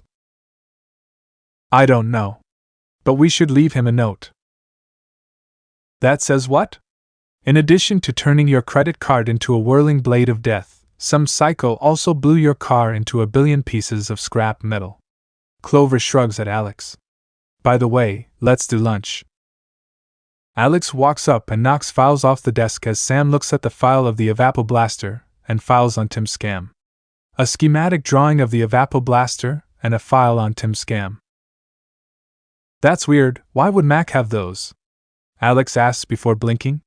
Unless he knows Tim Scam is after him. Wait for a second, this is a WOOHP employee file, Naruto says, looking at the logo on the file. That's impossible. That would mean... Clover trailed off as Sam looked up. Tim Scam used to work at WOOHP. Not surprising. The girls turned to Naruto at that. What?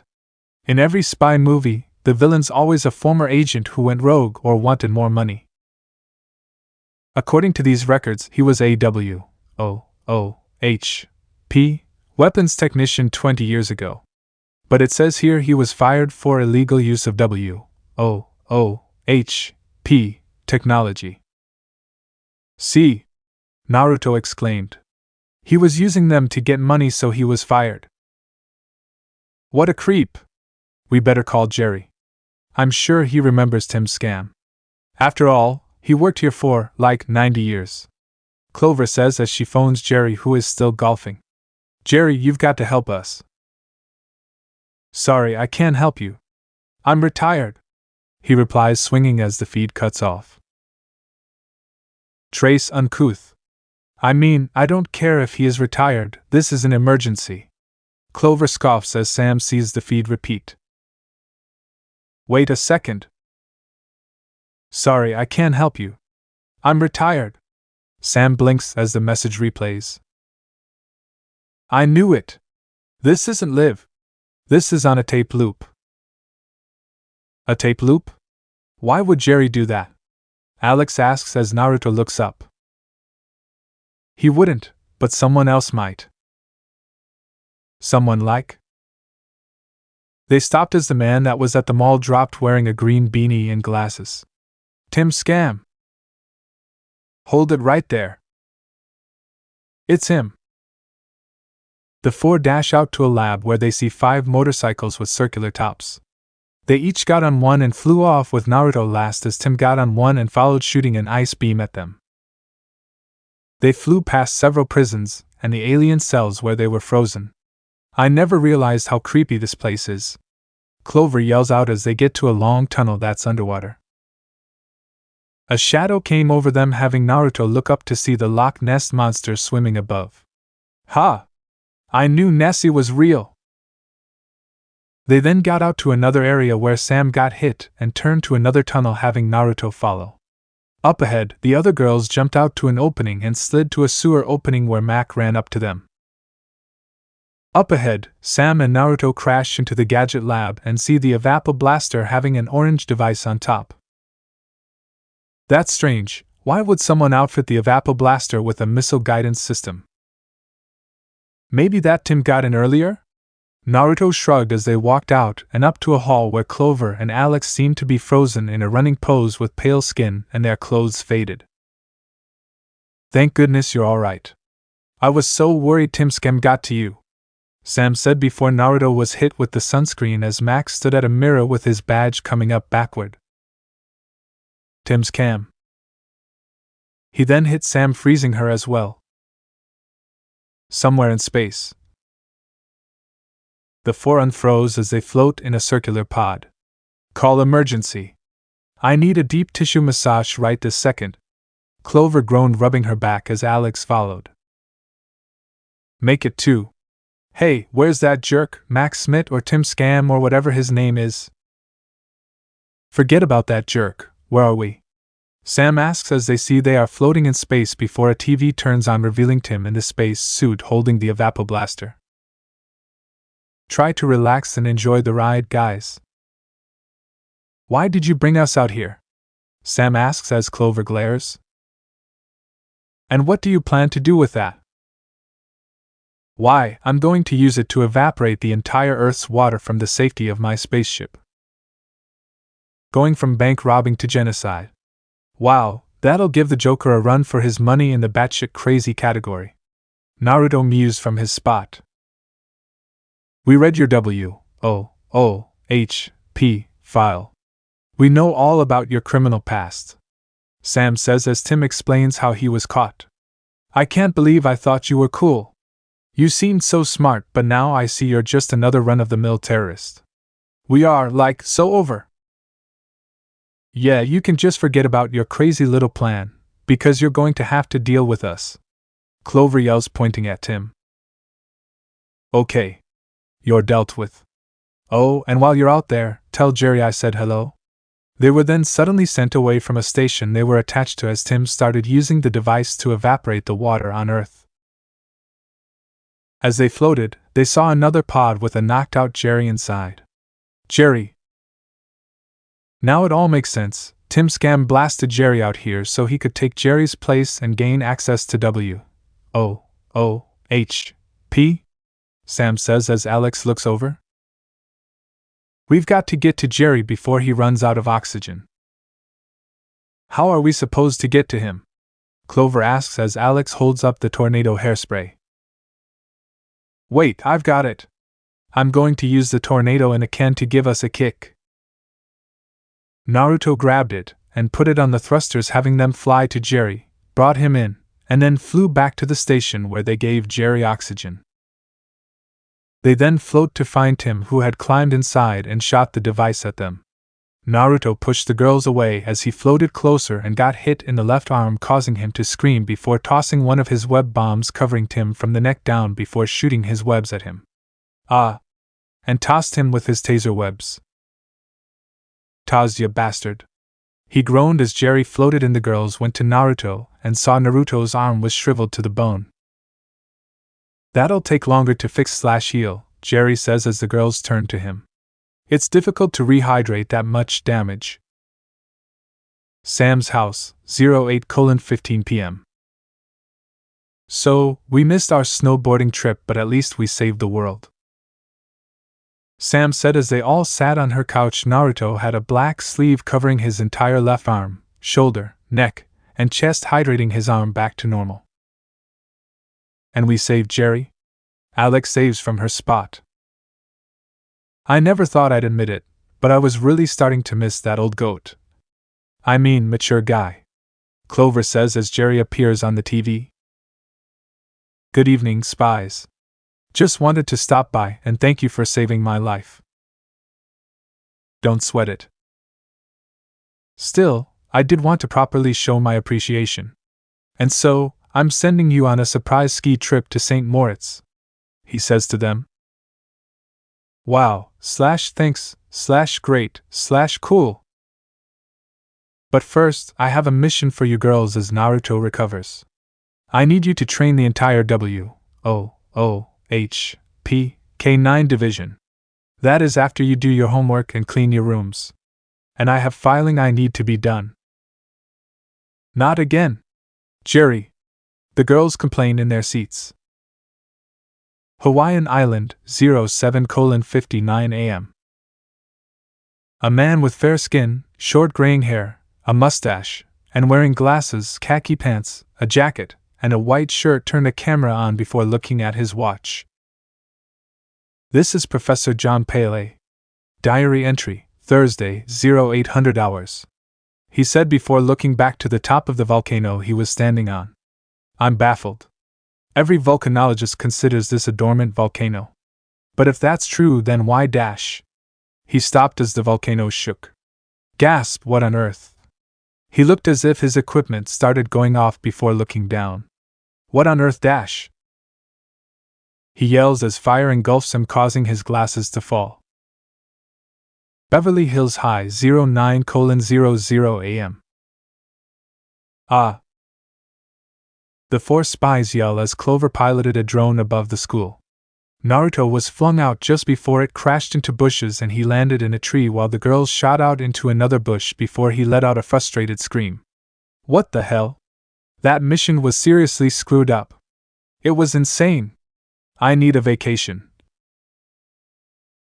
Oh, that was, like, the perfect end to our harshest mission yet. Clover sighs as Sam smiles.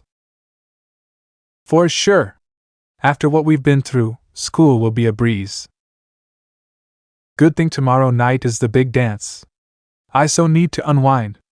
Alex finished before they heard Mandy, and looked up to see her as Naruto, wearing jeans and a black shirt, walked up. Don't kick back yet, girls. This afternoon is the track meet and having you three on our team makes me glad I'm not. But I'll be keeping my eye on you, Naruto. She winked as Sam and Alex held Clover back. Later, Sam in a tight green shirt and shorts ran track with her hair in a ponytail before she got to hurdles. She jumped over several before tripping on the last hurdle and fell. Across the field, Clover in a pink version of the track suit vaulted before hitting the top pole and falling. In the middle, Naruto wearing a white shirt and shorts threw his javelin and had it land just behind the farthest one out, coming in second. Later, on the other side of the track, Alex in blue shorts and a blue and orange top waited for her turn with the baton before dropping it as Sam was handed to her before being tackled by the other runners. Sam's house, 06:00 p.m. I hope I can move by tomorrow.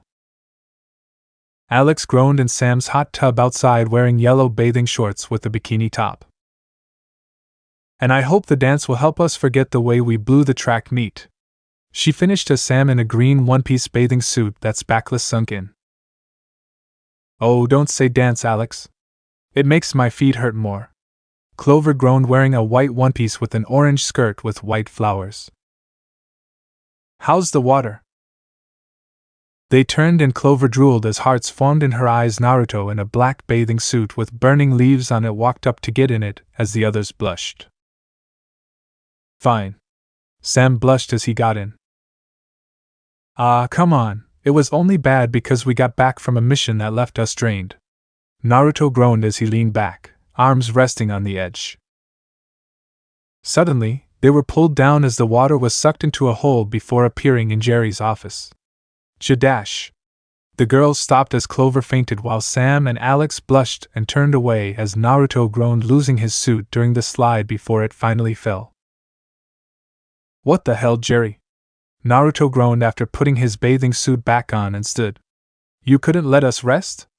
You have other agents. The last time I saw that woman with long brown hair and a braid with a silver catsuit doing jack squat. Jerry, tell me you're kidding. I mean, we just got back from the most intense mission we ever had. Sam sighed, blushing as she turned to him. We are wiped. Trashed. Tweaked. Alex said as Clover started waking up.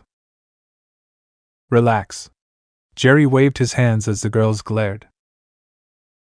How, when you're about to send us on another mission? A mission to relax? You're no asset to WOOHP when you're stressed, so I'm sending you on vacation here.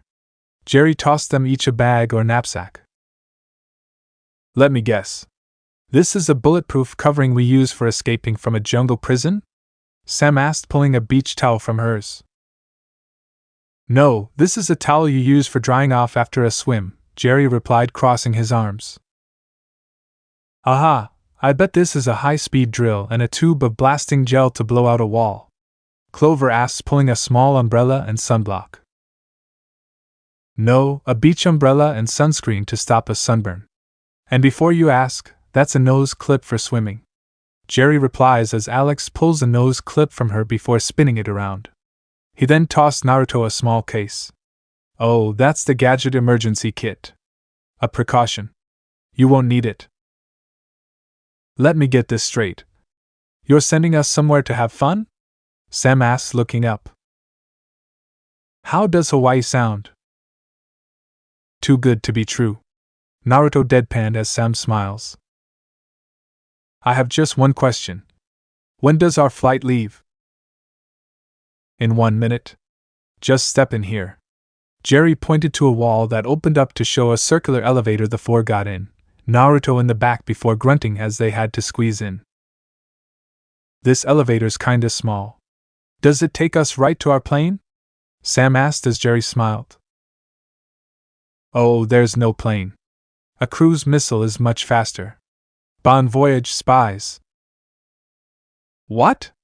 Naruto asked as the door closed and they were sent flying into the air and moved towards Hawaii. Naruto, could you stop poking me with the umbrella? Alex asked, glancing back. Sorry? Alex then reached back to move the handle before Naruto gave a pained groan, having her stop. That's not an umbrella handle. He groaned as Alex looked to see the umbrella was still in Clover's hand before blushing, as well as Sam and Clover. The missile stopped above a beach in Hawaii before dropping. The four then shot off before a blonde-haired woman in a white business dress came up to them. Hi. I'm Julie, your WOOHP travel agent. You must be Naruto, Sam, Clover, and Alex. I have your vacation all set. Julie, could you be not quite so perky? Sam asks as they stand while music starts playing. Huh. I can't believe it, we're really in Hawaii. This is like my ultimate fantasy trip. Alex speaks with stars in her eyes as Julie walks in front of her to point down the beach. Up the beach, we have hula dancing. If it'll get you to dial down the perkiness, I'm there. Sam sighed before dancing as men followed behind her. My kind of dance is the taolunga. Alex smiled, dancing off.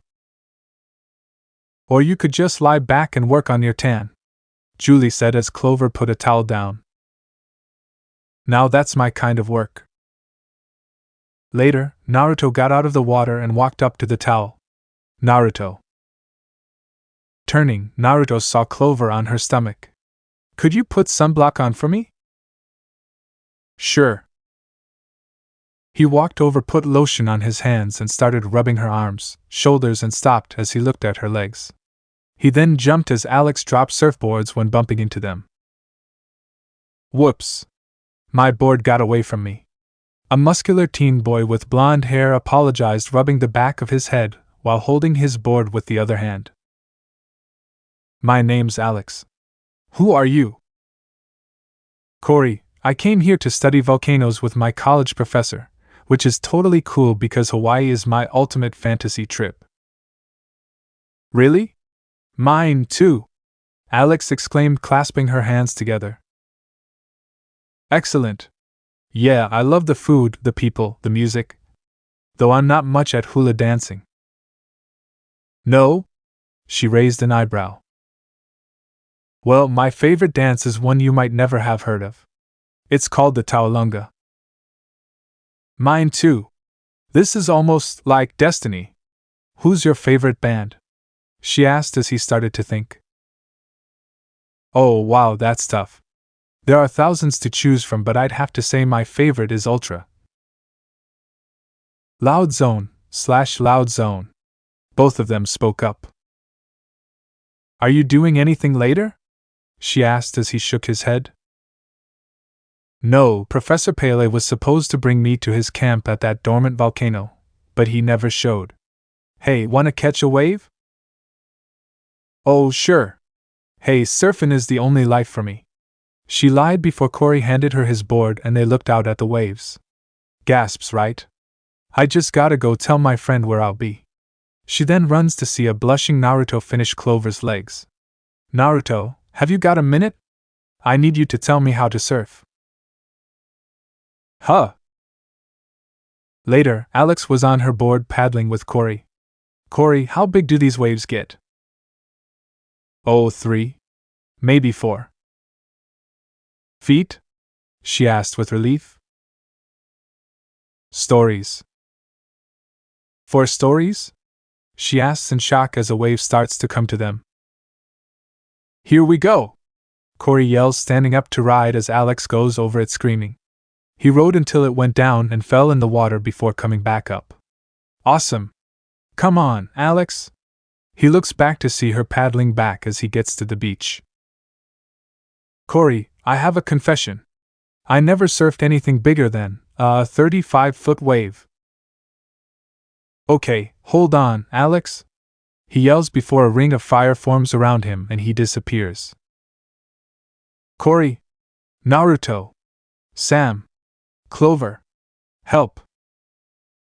The 3 got on a boat and rowed up to Alex, who was still in the water. Another wave formed, having all of them crash onto the beach. Anyone injured? Sam asks, stretching out. I have critical split end damage. Clover groans on her knees. And Corey's gone. He stood right there and vanished in a burst of fire. Alex said as Naruto and Clover crouched to look at the soot on the beach where Corey stood. It was like a volcano erupting. This doesn't look like sand to me, Clover said as Sam looked down. It's obsidian, volcanic glass. Is there anything you don't know? Corey said his professor flaked out and never showed up for his field trip to study that volcano. Alex exclaimed, punching her palm. You're saying there's a connection between the missing volcano prof and Corey going up in smoke? Clover asks her as she stands. I got a bad feeling about this. I'm calling Jerry. Sam sighed as she brought her compounder up. Jerry, this Sam? Hello? Hello? Hello, Sam? Are you there? Jerry asked as the screen started to become static. I don't read you, sorry, he said before the screen went black. Really? A big spy agency and the gadget isn't waterproof? Naruto asked as they walked back to their towel and Sam picked up the emergency pack. She picked up a pink PDA and handed it to Alex, who opened it to show a screen and keyboard. Computer spy manual. Type in volcano. Let's see what comes up. Alex typed it in and a map of Iceland came up. WOOHP has a volcano research lab in Iceland. Maybe they can answer our questions. Sam mused as Clover looked up. Iceland? Where it's like all icy? Wrong one, Greenland's the mostly icy one, Naruto explains as he looks over at her. While both have ice, Iceland's only around 10% of it, while Greenland's around 80%. Corey needs our help, Alex yells as Sam nods. Alex is right, Clover. We have a duty to check this out. Hi. They jumped as Julie appeared by them before Alex spoke. Julie, we have to get to Iceland. Oh, no problem. I'll arrange it. Julie grins, pulling a remote out. I swear, if she doesn't stop grinning. Sam groans as another cruise missile comes out of the ground by them. WOOHP Laboratory, Iceland, 02:15 p.m. The spies all fall beside a metal circular building in the snow. Shit!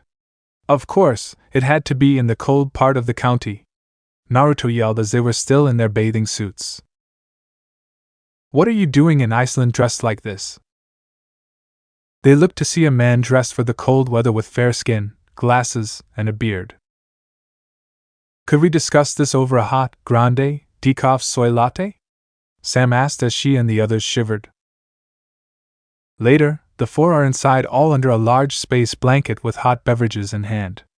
Dr. Sorensen, we need to know if you've had any reports of volcanic eruptions in Hawaii, Sam asked the scientist as others were monitors. We had one yesterday and one earlier today. Both were near a dormant volcano, so we assumed they were false alarms. If there were eruptions, we'd have heard from our volcanologist, Professor Pele. Professor Pele? The spies asked together. He's been missing since yesterday, and his student Corey vanished earlier today, Alex explained before an alarm went off. Now I know we have a bug in the system, Sorensen said, turning to the computer as the spies stood and Sam looked at Sorensen. You sure the eruptions aren't real? My dear, if all these volcanoes were to erupt at once, it would mean massive global destruction. So, it's safe to go back to Hawaii? Alex asked as he sighed. Well, if people are disappearing there, I wouldn't call it safe. You're not thinking of going back? Hawaii, 04:02 p.m. The spies in their spy suits landed on top of the volcano and put their parachutes away. How did they get these things in the kit? Alex asked as she finally closed hers. Pass me the binocular shades, Sam spoke as Alex tossed her the shades and had the lens extend. I don't see any sign of Pele. Can we just go home now? Clover asks as she walks over. Wait a sec, I see something down there. Looks like glass. They slid down with Naruto grabbing Sam to keep her from falling and moved back as a boulder fell after. They got to the bottom and walked up to a pair of glasses. Forget the he went home theory. He wouldn't leave these, Sam said, picking them up. Look, a camcorder. Clover picked up the camera as Alex walked over to smile. Hey, let's make a video of us. Don't. It may have recorded a clue. Let's rewind and see what he was doing. Sam runs over and rewinds the footage to show Pele disappearing. What on earth? There was an eruption. And Professor Pele vanished just like Corey. Alex mused as Clover picked up a rock. One problem, Alex. If this was all molten lava yesterday, how come the rocks look totally the same today? Let me see. Naruto, walk out there. Sam points in front of them as Naruto grumbles about taking orders before hearing her speak. What? Nothing. Is this where he was standing? Exactly. See this crack? Sam asked, looking at a circular crack Naruto was now standing in. Duh! Clover exclaimed as she and the others walked in. It's so obvious this is a trap dash. They all then fall through a hole as the ground sends, having them come down in a circular room, a cell with Pele and Corey in a cell. Corey! You're all right. Alex got up to run over. Alex, get out of here before they catch you like they did us. Intruders. They turned to see men in cloaks holding rifles before running down a hallway while being shot at. I'll be back for you, Corey. They run out into a catwalk over a large lab and lava. We just hit Volcano Central, Clover exclaimed as they looked down. It looks like that humongous laser keeps the lava cooking. Alex points to a laser coming out of the bottom of the lab shooting into the lava. I bet this place is wired into every other volcano on Earth, Sam exclaimed as Clover looked over. What kind of freak came up with this? That would be me. They turned to see a man in a cloak with a very burned face. Dr. Hephaestus is the name. Global devastation is my game. Forgive me if I startled you. Meeting people is so awkward. Let's try this again, from the top. Clover spoke before more men appeared behind Hephaestus.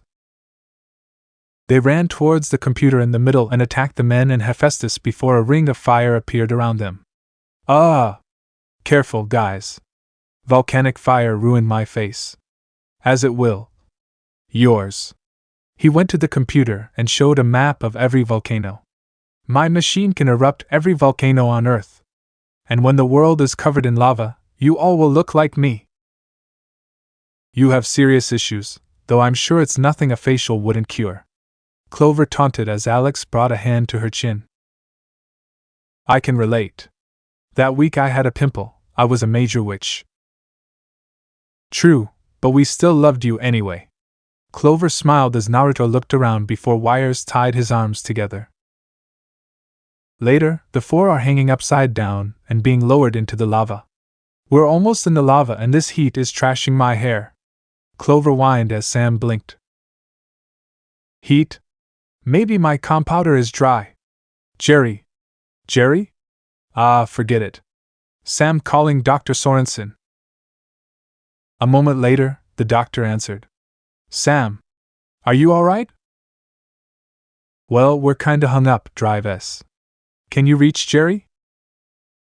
I'm a little busy myself. Every volcano on Earth is starting to blow.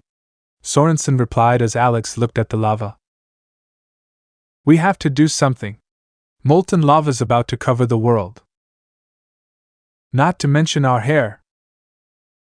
Alex, give me your nose clip, Sam said before Alex threw her the clip. She spun it and threw it up, wrapping a switch, and then went back up. You go, cowgirl! Clover yells as they climb up and run down catwalks dodging shots. They each took out men as Naruto used his webbing, and the girls used their vacation items. Alex locked one man up and saved Cory and Dr. Pele.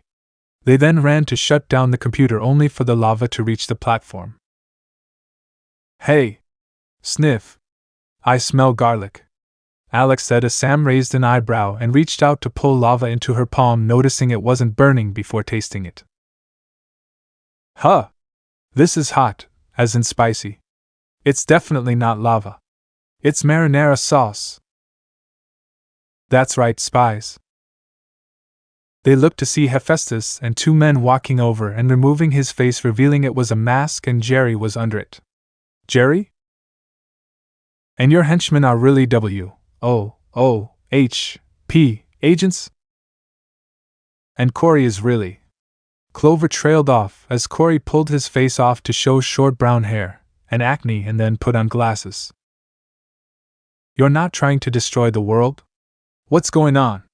Naruto asked before Sore-sun came up on a screen behind them. It was all part of the test. Everything was fake? Sam asked Jerry, who nodded. Yes. This phony volcano was once an archvillain's hideout. Now I use it for our annual field test.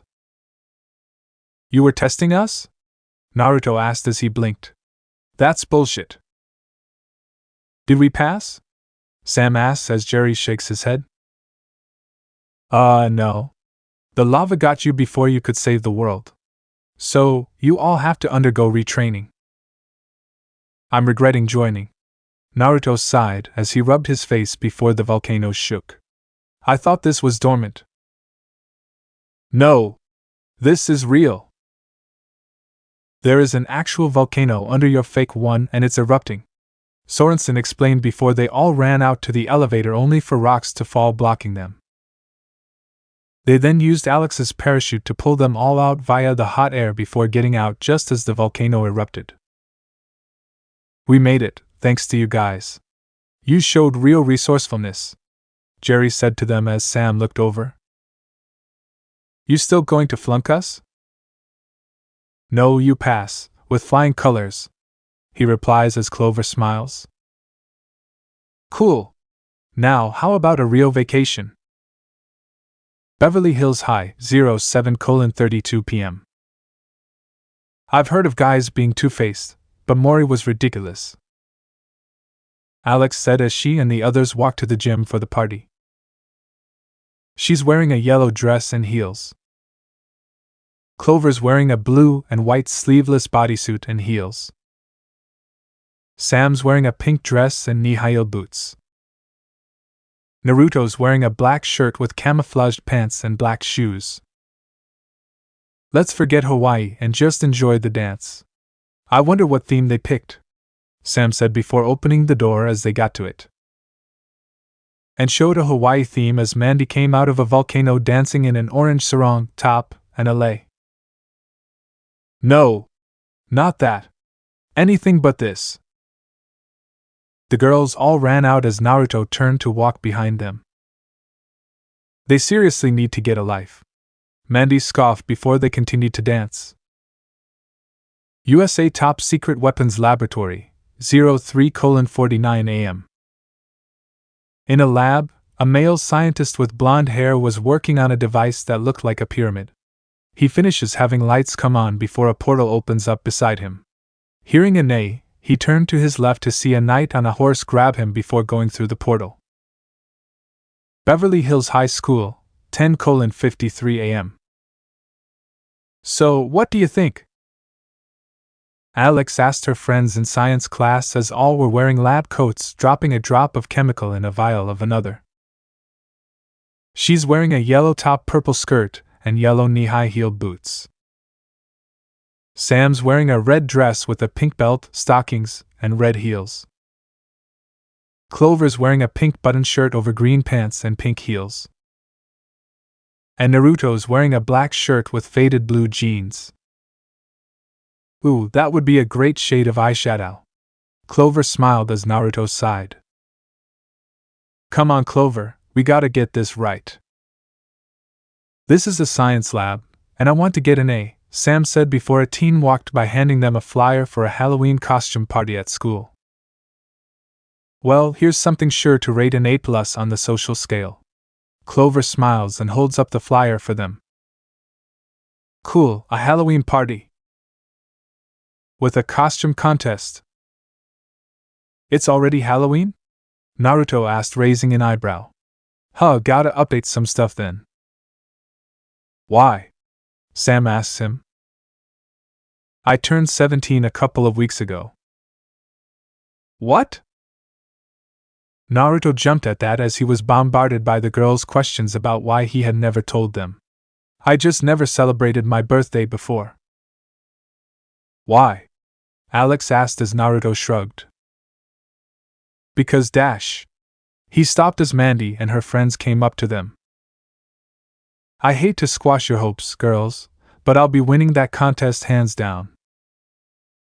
Not with that costume, you won't, Clover says with a smile. Excuse me? What costume? Mandy asks her. Oh, aren't you dressed as a wannabe teen queen today? Or were they having a sale on so 2 years ago at the mall? Mandy glares before looking at Naruto. I'll dress up super cute for you. The girls once again holds Clover back and Sam takes the beaker from her hand as Mandy and her friends leave. Alex, quick. They looked at Alex's beaker, having it bubble and explode, having them disappear in smoke. They all then slid on a slide before coming into Jerry's office. Hello? That must have been a real blast. Now let's get started, Jerry said from his desk before standing and showing a security video of the scientist getting kidnapped. A renowned scientist was abducted from a U.S. military lab late last night. Where'd that weirdo in the hood come from? Alex asks as the video ends. That has yet to be determined. The scientist's kidnapping is the third in a string of strange abductions. Who else was kidnapped? Naruto asks as Jerry stops by them. A military general and a surveillance expert, all from the same facility. The girls and I are in a bit of a rush to get to the mall and scam some great Halloween costumes and gifts for someone's birthday. Oh, that reminds me, happy birthday Naruto, Jerry says as the girls look at Naruto. He knew. He's a freaking spy. Figure out how and why this hooded horseman is abducting these military experts. Then stop him, Jerry said as Sam sighs. So much for the costume contest. Yeah, Clover, looks like we'll have to put our dreams of beating Mandy on pause, Alex says as Clover smiles. I can multitask. Jerry then handed them their packs. Inside, you'll find your gadgets. Pogo bounce sandals, laser heat curling irons, all-weather umbrellas, head-for-cover hoverboards, a mighty fine expandable mascara brush, and last, but not least, catfight gloves with retractable claws. Naruto, you'll have the trip mine, drone, and impact web.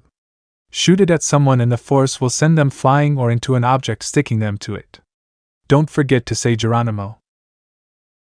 The couch they were on was suddenly turned into a ship and shot them out. USA Lab, 11:01 a.m. They appeared above the base of the lab and were dropped onto a truck before Clover groans. Geronimo. Later, the four still in their regular clothes are talking to another scientist in the lab who has dark hair with graying temples. For the past year, our team has been perfecting a high-tech, cutting-edge laser beam for the military. It's an electronic nullification device, otherwise known as the ND. Cool! Alex exclaimed before seeing everyone looking at her. I mean, how interesting. We've examined the surveillance tape. Whoever took your colleague took the ND as well, Sam says as the scientist looks at her. If it's the ND they were after, they'll be mighty disappointed. The ND can only be controlled by this detonator. Without it, the ND is useless. He explains, holding said detonator before the wind blows as lightning cracks and a portal opens up behind him. They heard a horse neigh before they looked to see the knight galloping towards them. Look out! The spies jumped away as the scientist was grabbed. Not so fast, horse boy! Clover yells as she pushes a cart having Sam and Alex jump on. Naruto ran behind them and jumped as the girls went through the portal only for it to close and he went past slamming into a wall. Ow! Damn it! England 1136 AD. The girls fall onto a grass hill beside a village with a castle. What happened? Where are we? Sam asks as they sit up. Naruto? She looked and didn't see the blonde. I don't think we're in Beverly Hills anymore. Clover points to the village as Alex gasps. Oh no. You don't think we're in the valley? The knight then galloped past them on a dirt road. You guys, he's getting away. They ran up and Clover stopped a man leading a horse, took it, and gave her watch to him. Here. Collateral. She then ran and jumped on the horse only to slide off as the man screamed. Help! I'm being plundered by evil witches! Huh! The three stopped before a mob came towards them. We're not witches. We're from Beverly Hills. Sam waved her arms at the people before one woman spoke. 'Tis our duty to our beloved king to rid the empire of evil witches. We're not familiar with these hills of which you speak. A man yells as they all hold weapons. Be right back. Clover yells as her horse runs off with her before the others run off towards the village.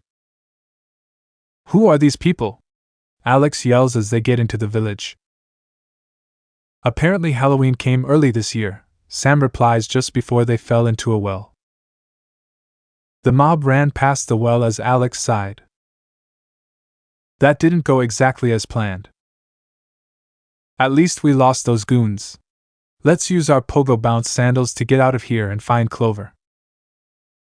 The two put on their boots and hopped out and into the woods. Up ahead, Clover stopped the horse and pulled her comp powder that was ringing.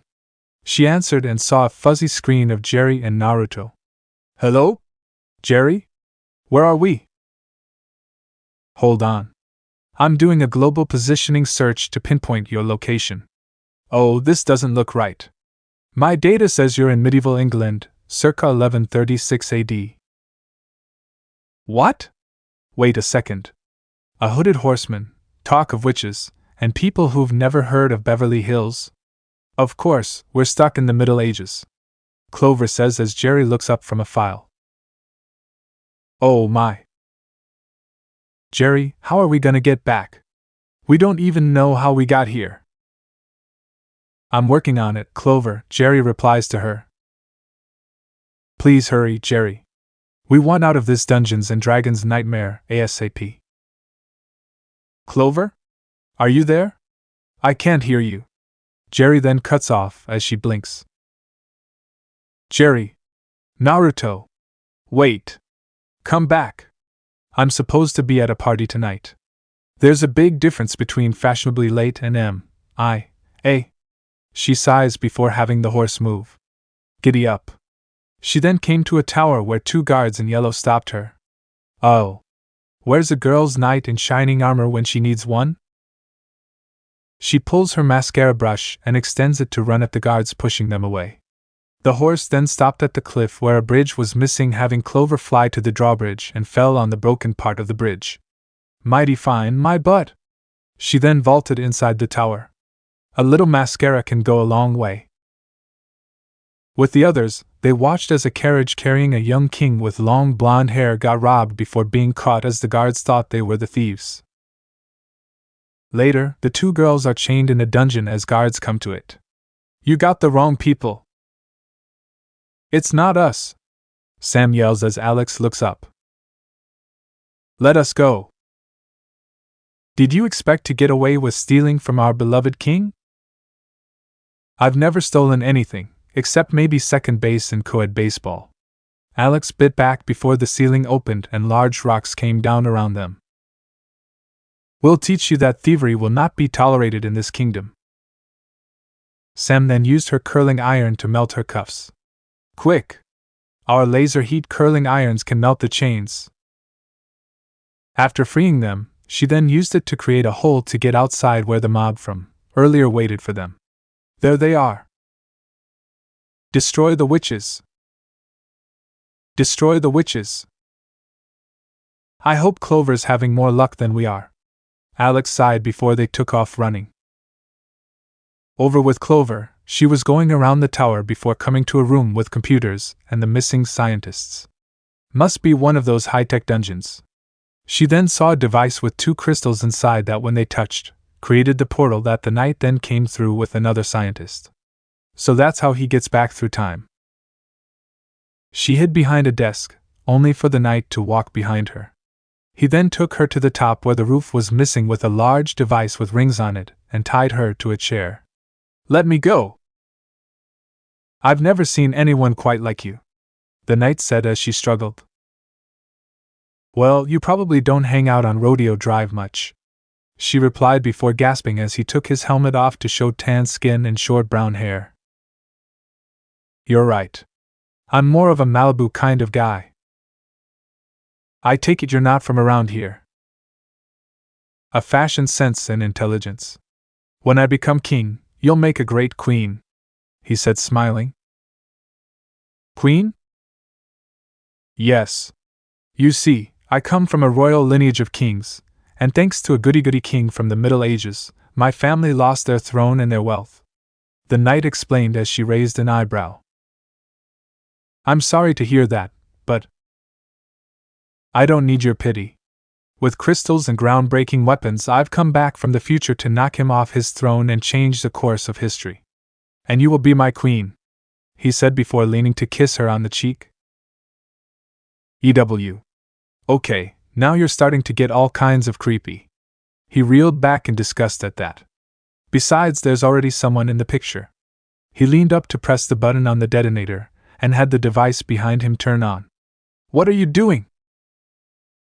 I'm going to use the E.N.D. to destroy King Uzumaki's castle, reclaim my destiny, and then take over the world. Whatever, Clover says before blinking. King Uzumaki? She yelled as the device shot a gold beam that went over Sam and Alex. I've heard of acid rain, but not fire rain, Sam said before pulling her umbrella out and having a bubble cover them. Yeah. I hope when Jerry said all-weather umbrellas, he meant all weather, Alex said as bolts of lasers came down. Later, the knight rode with Clover on a shielded horse with the device.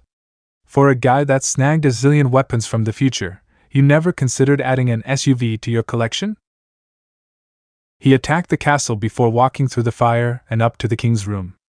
Hand over the crown or I'll destroy the rest of the castle, the entire village, and you, he said as the king stood and pulled out his sword before the knight shot a laser at it from his pauldron, having it cut in half. You're no match for me. Now surrender. A king isn't made by sophisticated weaponry and intimidation. A king is made by the people who follow him. And no one will follow you, the king said to him as the knight waved him off. Yeah, whatever, pal. Just hand over the crown or I'll toast you. The king tossed the crown over as Clover went to walk out of the room. If you're done with me, I'll be leaving now. Guards, take him to the dungeon. And move my equipment and the others to our new home. The knight's men ran in and two caught Clover. Not so fast, Queenie. I have a more fitting prison for you.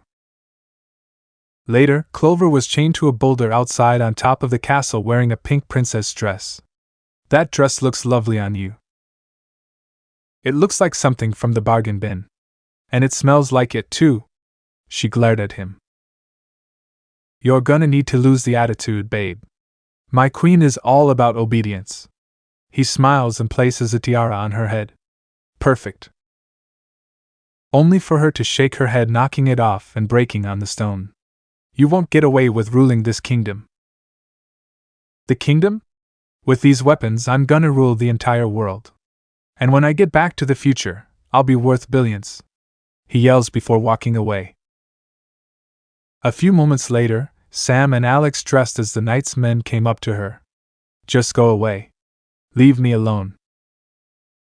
Clover, it's us, they said, raising their covers. Oh, you have no idea what I've been going through. This guy wants me to learn to play the harp, embroider silk tapestries, and eat beep.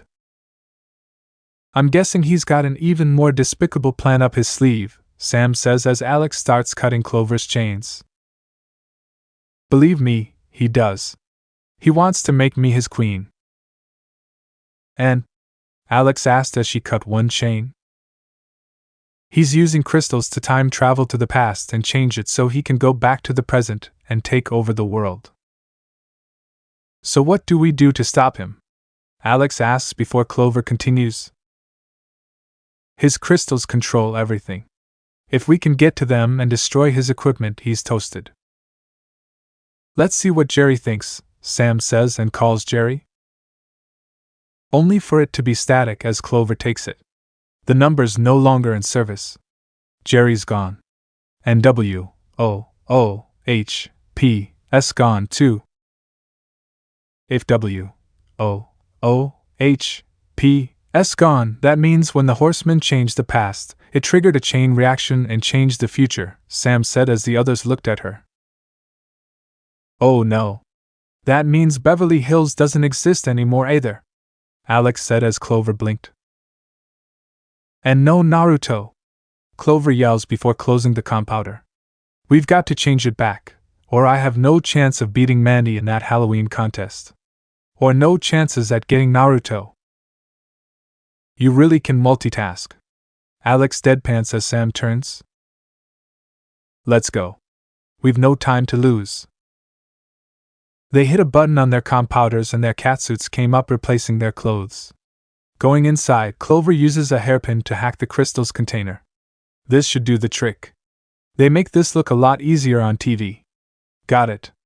Make sure you get the E.N.D. They jumped out to attack the knight who was using the E.N.D. on the village. They used their hoverboards to lure the E.N.D. to a cliff that, when shooting the girls who dodged, had a boulder fall on it and crush the device. Come on. We've got one more thing to do if we want to get back to the future. Going back to the tower, they freed the scientist and the king before the knight came in and they captured him. No chance of that happening in this century, or any other. The crown is back where it belongs, Clover says, handing the crown to King Uzumaki before touching the crystals and creating a portal. WOOHP 12:03 p.m. Jerry! You're here! Clover exclaims before seeing Naruto, then jumps to hug him. Naruto! She yells before explaining his ancestor. Really? A king? Huh, guess that's why I like medieval movies and shows. Beverly Hills High, 07:19 p.m. Naruto dressed as a king danced with Clover, who was wearing her princess outfit at the party. So why didn't you tell us it was your birthday? Never really celebrated it before. I became an orphan around 5 years old, and the older you are, the harder it is to get adopted because the parents want the firsts. Firsts? She asked as Naruto nodded. Yeah, first word, first step, the baby teeth. They don't want to miss those milestones, so unless they did have a kid before, babies are usually the ones who get adopted over the older kids on up to 18. Naruto explained to her. So you're a ward of the state, yes. He then had a dance with the others in their night outfits as the music continued to play. Los Angeles Mall, 11:30 a.m. Fire! Someone yelled as fire broke out over the mall. The firemen played with toy fire trucks while police played with toy guns. Beverly Hills High School, 03:00 p.m. No way. Way.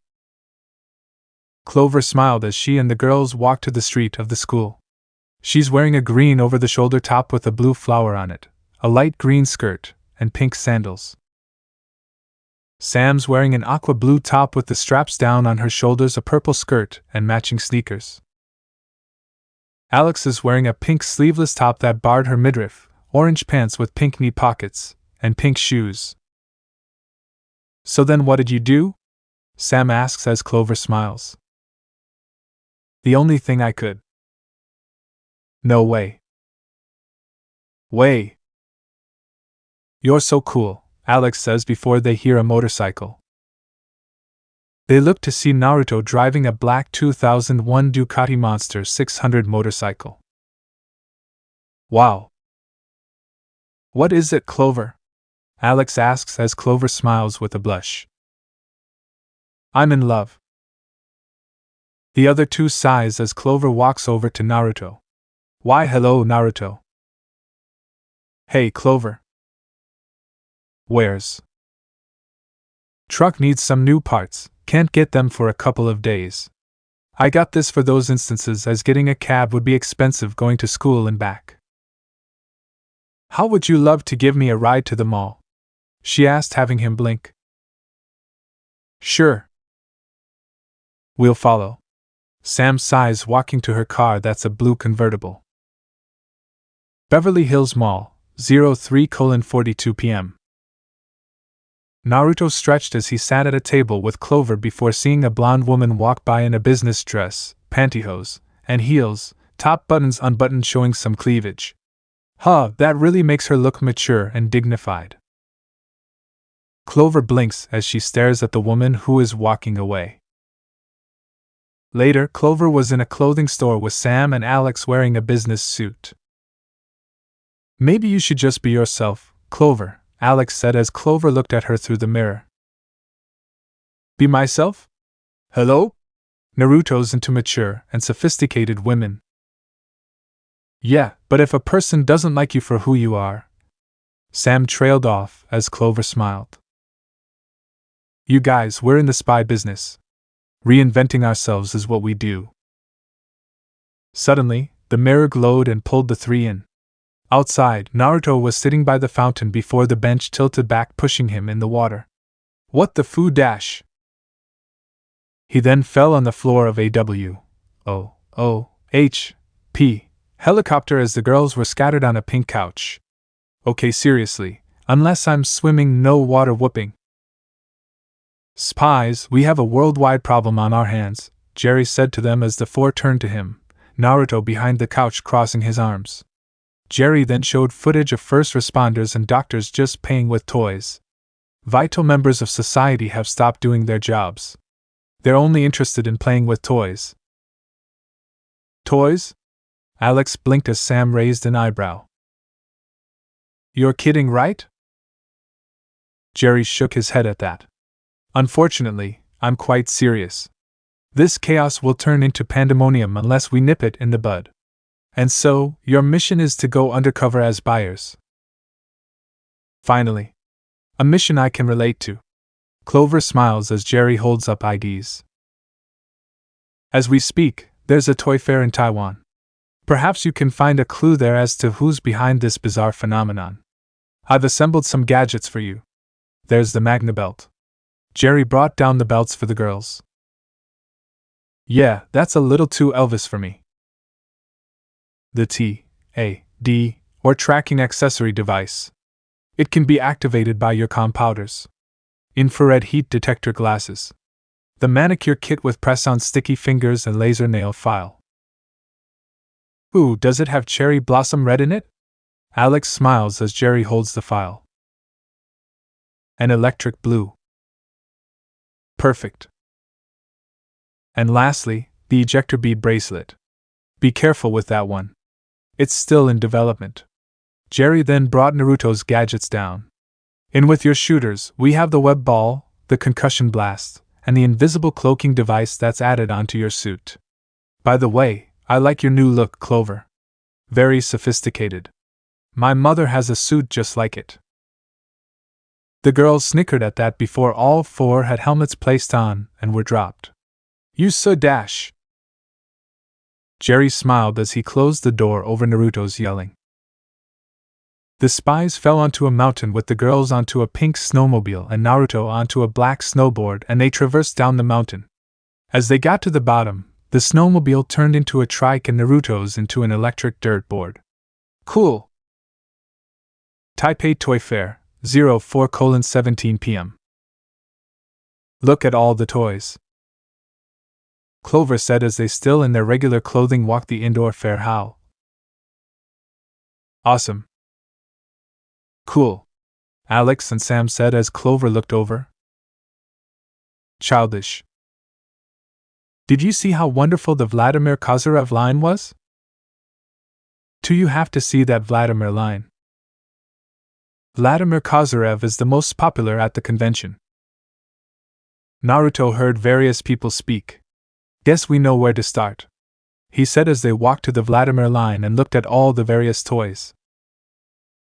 I'd say we're definitely in the right place, Sam says before a tall man with short blonde hair, glasses, and wearing a white suit walks up to them. Welcome to the Vladimir Kozyrev booth. Thanks. We hear your toys are all the rage. Alex smiled as Clover looked at him. What my associate means to articulate is that we've observed a positive reaction to your toy line. Yeah, they're all the rage. The man nodded as Alex put her glasses on and picked up a toy before scanning it, and others to see the dates on all the toys were the 70s. I've never heard of Vladimir Kozyrev before. Are his toys in stores yet? No. We're a brand new company.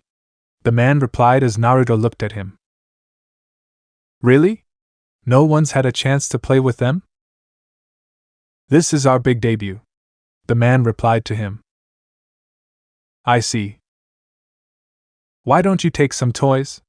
He gave them all several toys. Hey! Go on. Open them. You'll see their appeal instantly. Really? Maybe later. Right now we need to make a phone call, Alex says before they leave. Taipei, Thai Hotel, 08:00 p.m. The spies took an elevator up as Sam held a robot dog out of the package before Clover called Jerry. Hello, spies. How's the toy fair? We're sending samples your way from the Vladimir Kozyrev Toy Company, Clover replied, having a beam hit the toys minus the ones Sam's carrying and sending them to Jerry. They then saw them drop onto him. Ow. The rep said the company's brand new, but the packaging's ancient. Like from the 70s. Alex said before Sam looked down. Not only that, all the toys in the WOOHP playback were from their toy line. Good work. I'll let you know what we find out. The elevator stopped and opened to reveal a restaurant. They all walked in and were seated at a table before ordering burgers. Let's go over the mission while we wait to hear from Jerry, Sam says while picking her burger up. A few minutes go by before the compounder starts ringing before Alex answers. That was fast. Huh. Jerry says there's no record of a Vladimir Kozyrev company anywhere. Well, somebody has to be making these toys, Sam said, picking her dog up. And had a beam hit her eyes from the dog's own. Sam? Are you okay? Alex asks before Sam starts throwing her food. Sam, stop. Naruto yells before seeing she is acting like a child. You behave, young lady, or you're going to your room. That stopped Sam before they all walked back to the elevator. We better tell Jerry what's going on, Alex says as Clover calls him and sees him playing with the toys. Hi, Jerry. Look, everyone. It's Clover. Red Rover, send Clover over. He says as the spies stare in shock as other agents join in with Jerry laughing. Clover closes the compounder as Alex looks up. Oh no. Not Jerry too. We have to figure out what's up with these toys before Jerry and Sam and everyone are stuck like this forever, she says before they started going back down. Later, the four are in their catsuits walking back to the Vladimir booth. It's just the same old stuff we saw when we were here before. Naruto mused before Sam picked up a toy. The Bakaru. Sure. Ooh, Megatronic action hero, she said as they tried shushing her. Sure. The beauty queen. Yeah, she said picking up the doll. Sure. The others shushed her again. It's Mommy's doll. They have Mommy's doll. Sam picked up another doll as Alex looked at it. Hey, my mom had one of those too. The little N. She said it was the hottest thing when she was a kid. Why? It doesn't even light up. This was back when toys were meant to be played with outside, Naruto said to Clover. Now toys break soon after you play with them, so the company will get more money out of you buying another. You sound steamed, Alex mused as she looked back from placing her hands on her knees to look at the doll. Naruto briefly checked her out before replying. Yeah, as I said, these companies started out wanting to make quality because they were just starting. Now the grandkids just want more money and will just profit off their family name. Alex then brought her compounder up to type. Let's see who manufactured this baby. The little N. They stopped as a flashlight shined and they saw the spokesman from before. Hey! Run! They ran to the exit before the man reached for his ear. Trespassers are headed for the alley. Get rid of them. Permanently. They ran out to see a group on motorcycles. I don't think that's a welcoming committee. They got on the trike and dirt board and went down the street with the men following before going through traffic as buildings were on fire and doctors played as cars crashed into each other. Jerry was right. Chaos is turning into pandemonium. They got to an alley where Clover pulled her manicure kit as the men stopped by them. Time for a manicure. Do you really think there's time? Alex asks as Naruto throws his hands out and has air blasts shoot the men back off their bikes. Well, that works. Press on sticky fingers. Clover puts gel on the girl's hands as Naruto uses his webbing to pull himself up and over the wall. They climbed up the fire escape as Naruto put webbing on the ladder before getting to the top of the building. They started running along the rooftop before Alex's compounder started ringing. That must be the info on the little N doll. She answered and saw the info on the doll. Says it was manufactured by the Little and Toy Company in Russia in '74. They stopped production a few years later. Didn't you say the packaging on the Vladimir Kozyrev line was from the '70s? See who owned the Little and Toy Company. Clover says as Alex follows and her eyes widen. Vladimir Kozyrev? Of course, they're the same. He's still using his old factory to make these new toys. Guess we know where we're headed, Naruto says as he starts running again. Somewhere over Russia, 01:15 a.m. Clover piloted their jet over the air before landing behind the toy factory, and saw guards with clown makeup and heard dogs barking. Who needs this much security for a toy factory? Naruto asks as they hide behind a wall as guards load human-sized dolls onto trucks. Oh look! I want one, Sam said as the others shushed her. Shoo! Later, the girls are dressed like the dolls and Naruto turns invisible before they go inside and hide as a light starts to look around as Sam continues. Sam, stop! Sam! Simon didn't say. Simon says stop, Sam, Clover yells having Sam stop just as her foot hit the light having guards come over to see the 3 spies frozen. Who put these here? There for the next shipment. Rodney, help me get these inside. One said as the guards grabbed them and started walking before Sam knocked the hat off the one carrying her. There's a malfunction in this doll. Trash it. They walked in and put the girls with a group and took Sam to the incinerator before Naruto webbed the guards' mouths and then knocked them out. They went farther into the factory and saw a machine putting chips in the dolls and shining a laser into their eyes. Huh. Chips and toys. If it's military, I think I saw a movie about this.